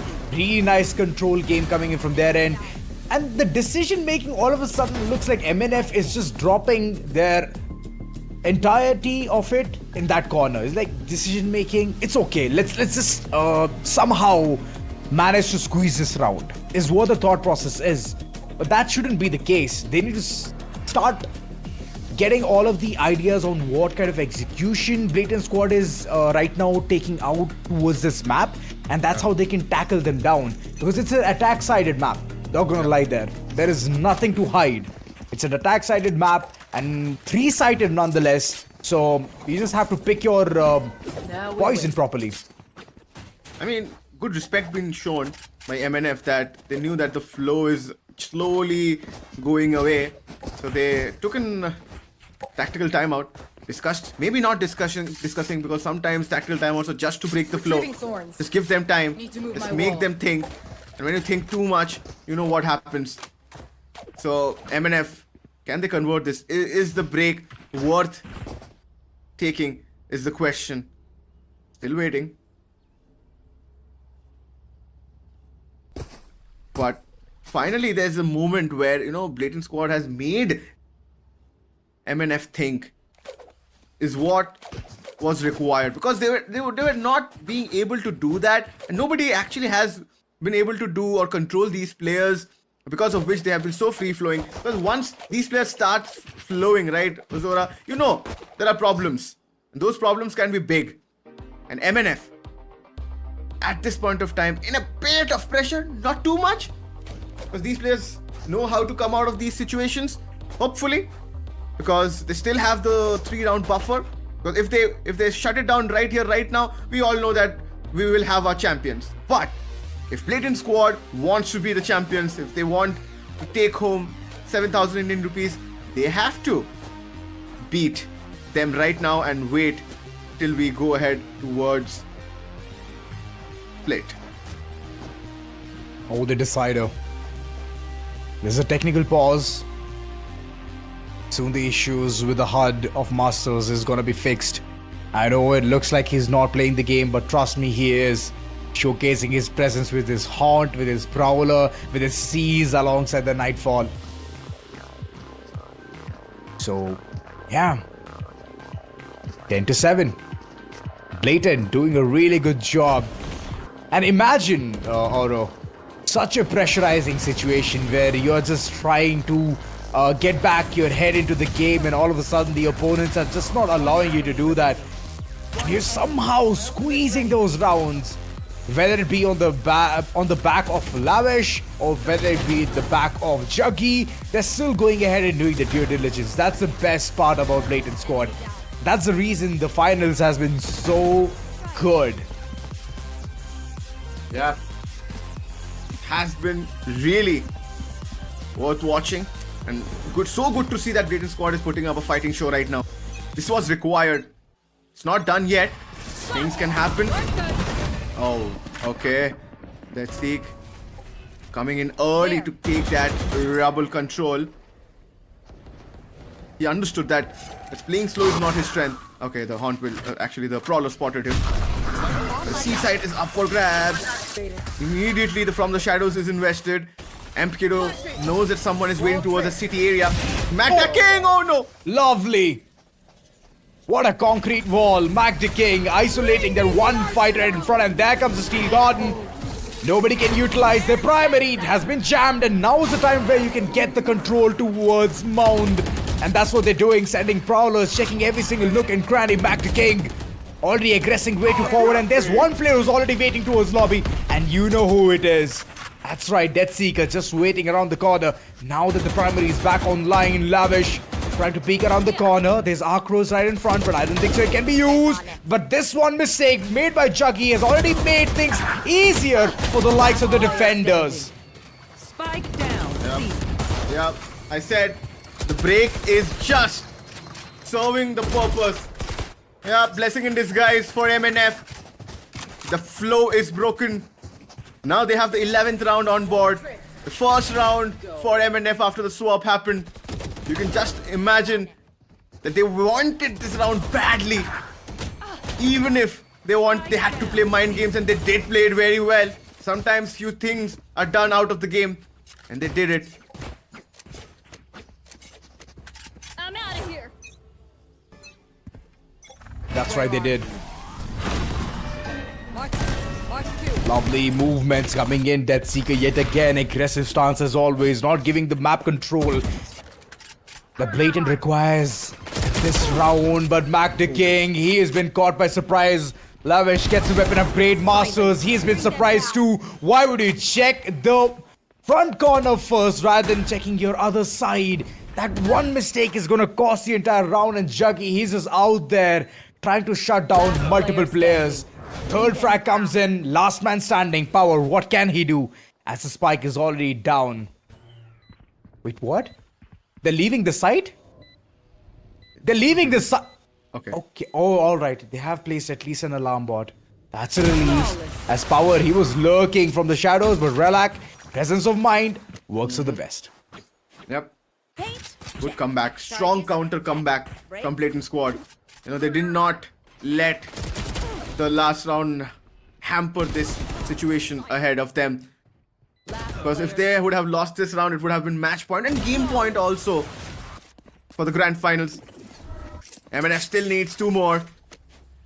Blatant squad needs 4. At least to reach till the 12th round. 5 more to win it and move ahead towards the decider. Let's see how they are dealing with this situation. Okay. Oh, the position is revealed though. Ooh. He was also revealed on the other end. I'm out of here. Now, the question is, C side is again being contested. Oh wow, what a way to bait it. What a way to bait it. That's what Relax wanted to do since the beginning. Good shots, Meowstarz. Gets one frag, but the others are not going to be that easy. There was Sheesh. What a lovely way to track every single thing up. And there comes the spike. Dropped on the ground. And the hopes slowly but surely falling away, fading for the likes of Blatant squad. Mac the King, lovely spam through the smoke. And it takes down yet another player. This is not gonna be that easy. Weaponry was an advantageous situation here for Blatant squad, but they have lost the man count, and that itself is a big hindrance. Oh no. Rolling Thunder used. Now Dead Sea coming in to clean them up. And he will, of course. With the quality he has, this is like a piece of cake for him. Player stunned. Rolling Thunder connected sweetly at the correct spot. The match point, now game point. It's up. Spike down. 12 already on board. Last round, and I know what's gonna happen. Deathseeker, he already has his ultimate. Overdrive, and it's gonna be an overkill for the opponent's end. All these rounds that they have secured. Blatant squad, 8. But that's not gonna be enough with what is gonna happen next. Power, good stance, good situation, height advantage, but look at him peeking around the corner, gets one, but the controller is gone. There comes a showstopper, there comes another frag in Meowstarz. He's already long gone. What can Deathseeker do at this point of time? Opens the door, shuts one down, and there, I believe there's going to be a commitment of the ultimate, but 36 HP is not enough for him to go ahead and do this. So he's going to save it for the next following round. There was Sheesh on the other end. Good frags, 1v2? EMP Kiddo, are you ready for this? Because I clearly was not. The good thing is that he has the spike and he is going towards C. No questions asked. Shadows No overthinking. Okay. Because I think. spike planted. Wait. What is he gonna do right now? He has a paranoia. He has shrouded steps. Both of them intact. And of course, will by the time these players come in, he get us. He has a dark cover too. Just play it very smart. His position, okay, he's spotted Oh, he's and done for. no chance given at all. Devashish, too confident on that 1v1. Spike refusal comes in and here you go, you have your champions. Bharat Ascend Esports presents the Valorant Warlords. The first qualifier has its champion is MNF, Meowstarz and friends. Well, that was a lovely end. Not gonna lie, for a second I thought it's done for. Next following round is any time upon us, but the trade game equally good. My goodness, Meowstarz and friends. They were just prepared, and with just a blink of an eye, you could see that manpower advantage was gone. Nobody can do anything of that sort of situation. And EMF Kiddo, at the end of the day, it was just a good run for them, and they could not manage to go ahead and get the big W that they needed and head towards the deciding map.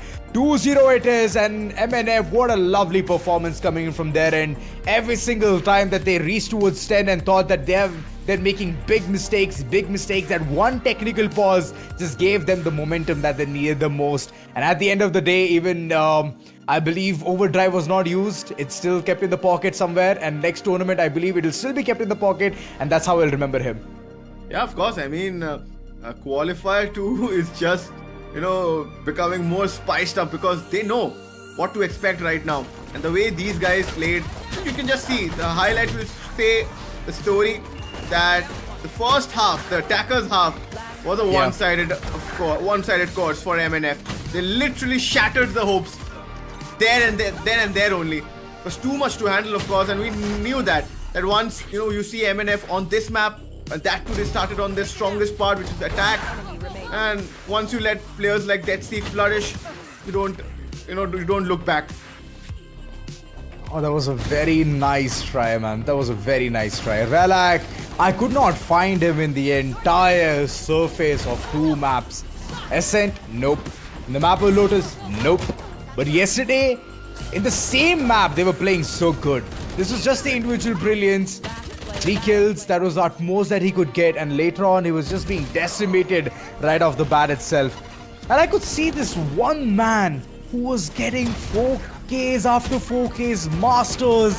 What was he on? He stepped up big time also. As I said, we did not speak about Devashish. We didn't even know who they were. Now we know the whole team of MNF. As you said correctly, that we are eagerly waiting for qualifiers too now, and we want to see that who comes up and challenges this team, because this team is super talented. Everyone knows what to do and how good they are on their specific agents. They're dynamic, they know how to control their weaponries, they know the positionings. This man is crazy. Even if he's blind, he's just running. He knives as well. He's a full character. This is what is needed. Yeah, he's a definition of aura, that's true. Death Seeker, every time whenever you see him, you confront, you die. That's what he has showcased a lot of times. And providing the edge itself was very important from his end, and he was doing it repetitively, which is really good. Whenever it comes to the duelist roles, he's providing the plus factor. And here's the part where Masters was way too good onto Juggy. But there's one speculation that I've seen in the entire game, that the defense side of MNF is way too slow. They don't know how to function that well, but whenever it comes to attack, they just know what needs to be done. Every single one of them is in the same page. And in defense, it's just that if there's some kind of penetration from the enemy lines, then they're baffled. They're stuck with what needs to be done next. Yeah. If they work on that, I believe after that, they're going to be unstoppable. Correct. And that was a good 1v1 from MP Kiddo. This is first game, of course, playing in front of a team who knows, who communicates, who has a team sync and plus special players, of course. So it's very difficult. Magda King, Devashish, these guys were superb.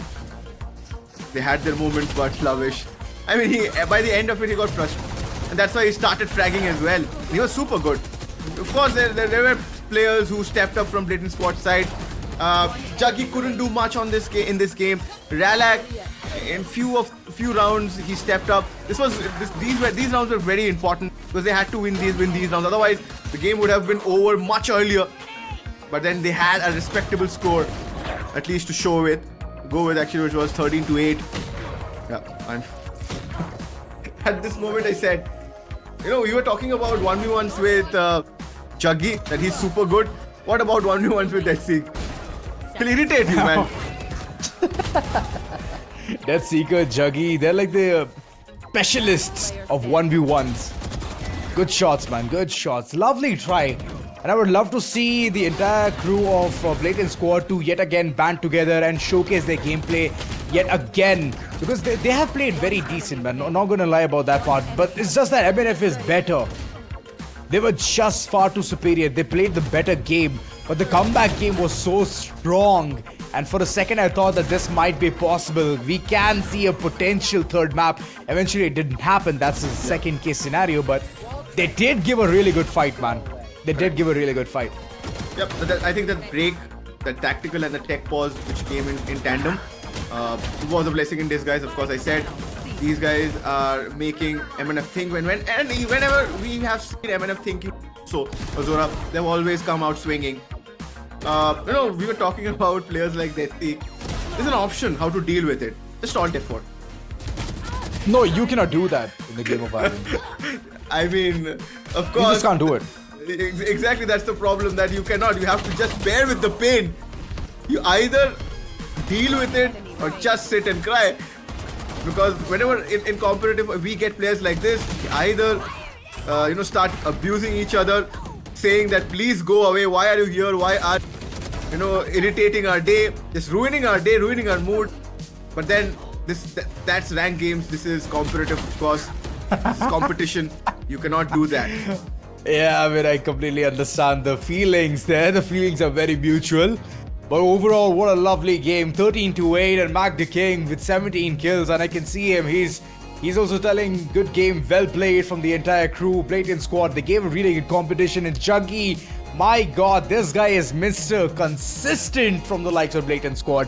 The others, Lucid, he needs to definitely up his game way too much. We could see a lot coming in from his end, being the breach, providing the support. But another thing is that the combination was sometimes not sitting that well. He was not able to activate Relax the way he could do it in the previous games. It's just that he needs to fix that. Other than that, the entire team was doing pretty nice, reaching towards 8 after a scoreline of 10-2. It's not a joke. That was a good try. But overall, talking about the players, the team who has won this entire tournament, Meowstarz, Deathseeker, Power, Devashish, all of them stepped up to the chore and they did it so well, man. I mean, it was not Lucid's day at all. He couldn't step up on breach. He was struggling, which wasn't the case yesterday. He was much more free flowing. He was able to help Ralak. He was able to give them that calls, which was actually missing today. So yeah, it just sums up the case for them. Amp Kid, he played good, showed solidity, but then when you are facing an opponent like this, Meowstarz and friends, you need more than solidity. You need that confidence. Otherwise, these guys will just just run over you. Yeah, exactly. They simply did that. You look how Devashish were running in because he knew that it's Amp Kid. He knew that of course he is having that upper hand. He swing and eliminate him, and that is what he did in the last round, which was the last hope for them.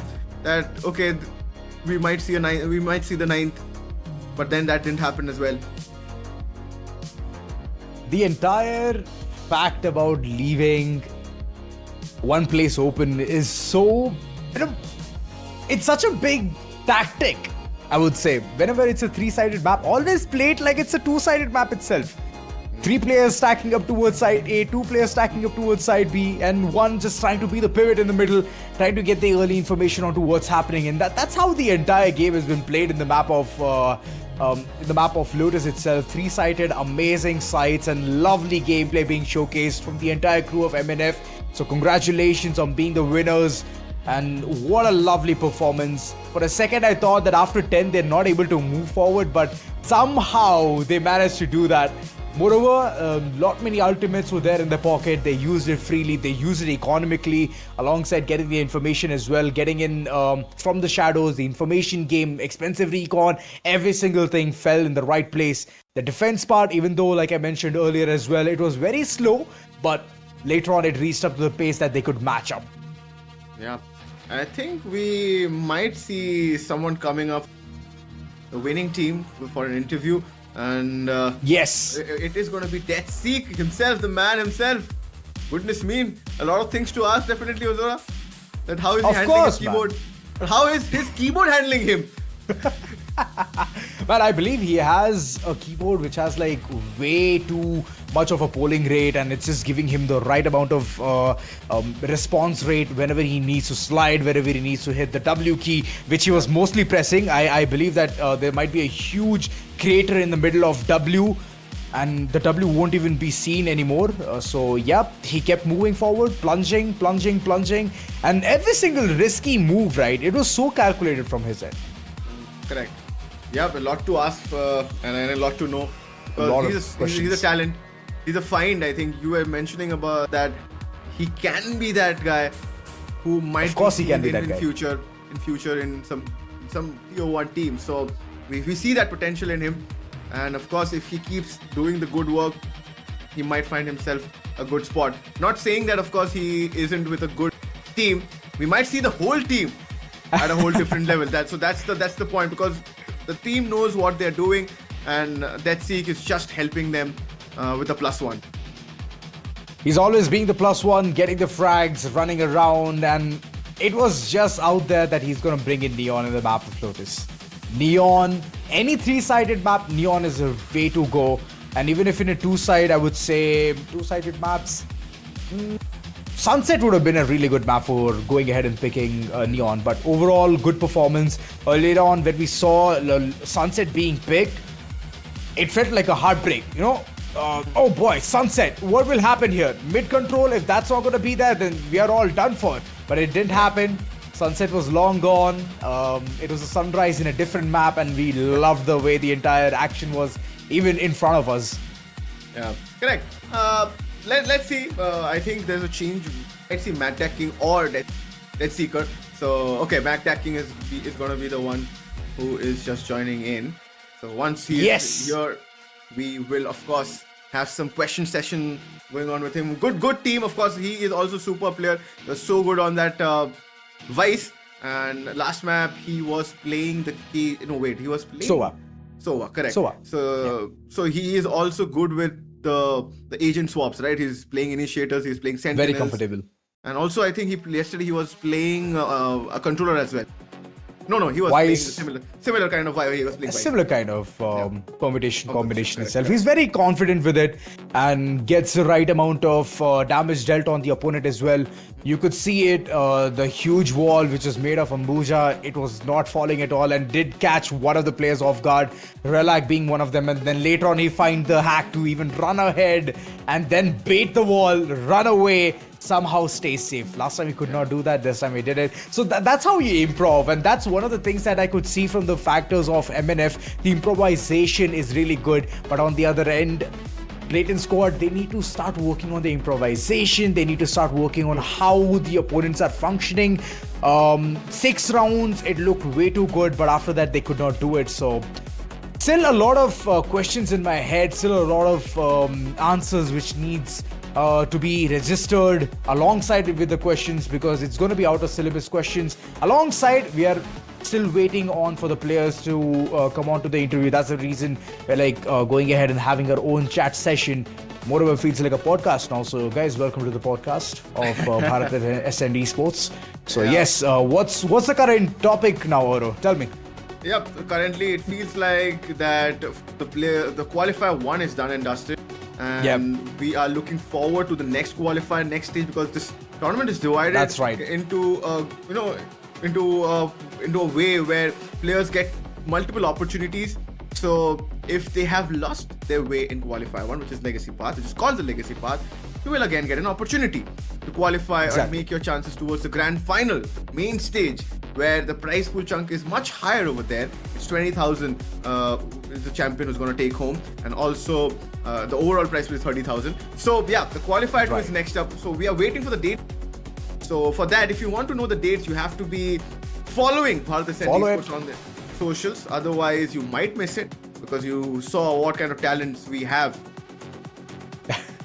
I mean, they're just showcasing, man. They're just getting the platform, and every time when a player gets a platform, they're always very happy to go ahead and showcase what they have.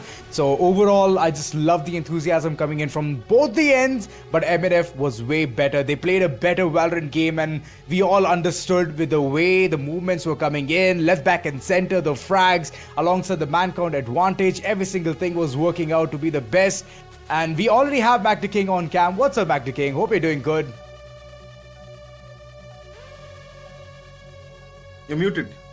Oh, we can't hear you. Wait. Oh, you guys enjoyed. That's what I'm saying. You guys enjoyed the show. We did. Yeah, nice, crazy. That's amazing. Talk us through the experience. I mean, Planet. This is like very basic thing, bro. Tier 3 is like, we need more tournaments in Tier 3, honestly. But yeah, we have to prove more. This is nothing for us, honestly. But yeah, खेलना है हम लोग और proof करना है. तो this is just beginning. Just 5 लोगों ने random team बनाई and we came up. I used to IGL बहुत like पहले भी, तो मेरे को just chance दिया इन लोगों ने. They trusted me like पूरा उन लोग सुन रहे थे मेरी बात, हर एक चीज सुन रहे थे. I was micro adjusting them and macro adjusting them. So yeah, कुछ इतना खास किया नहीं यार हम लोग ने. बस we have confidence. बस इतना बोलूँगा हम लोग, और कुछ नहीं. That's amazing.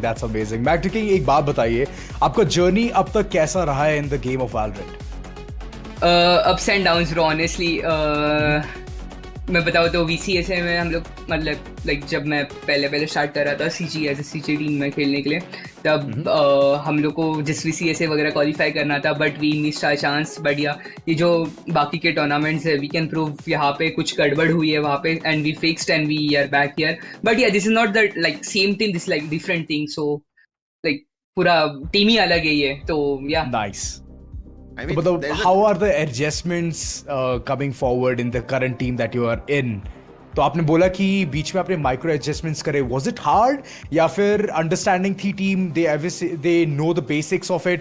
उस चीज में कोई मतलब टकराव आ रही है या फिर everything is going smooth sailing? It is like बहुत स्मूथली जा रहा था भाई. हम लोग का डेथ सीकर तुम्हें पता ही है bro, like he's legend. He's here. He's here. Yes. Yeah. He doesn't have cam, but he can talk, guys. Yeah, cool. That's what I was saying. There's a guy who is silently sitting, who was not at all silent on the map. So how do you handle this kind of a guy? So बता भाई क्लिंटर, तू बता भाई क्या कर दिया तूने उनके साथ?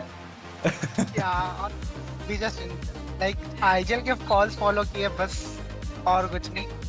नहीं यार, guys honestly इसका aim बहुत crazy है. He deserves tier 1. मैं सच बोल रहा हूँ, ये तोड़ देगा गाइस. इसके ऊपर हैकिंग के एलिगेशंस वगैरह फालतू के लगाते हैं लोग. I don't know why.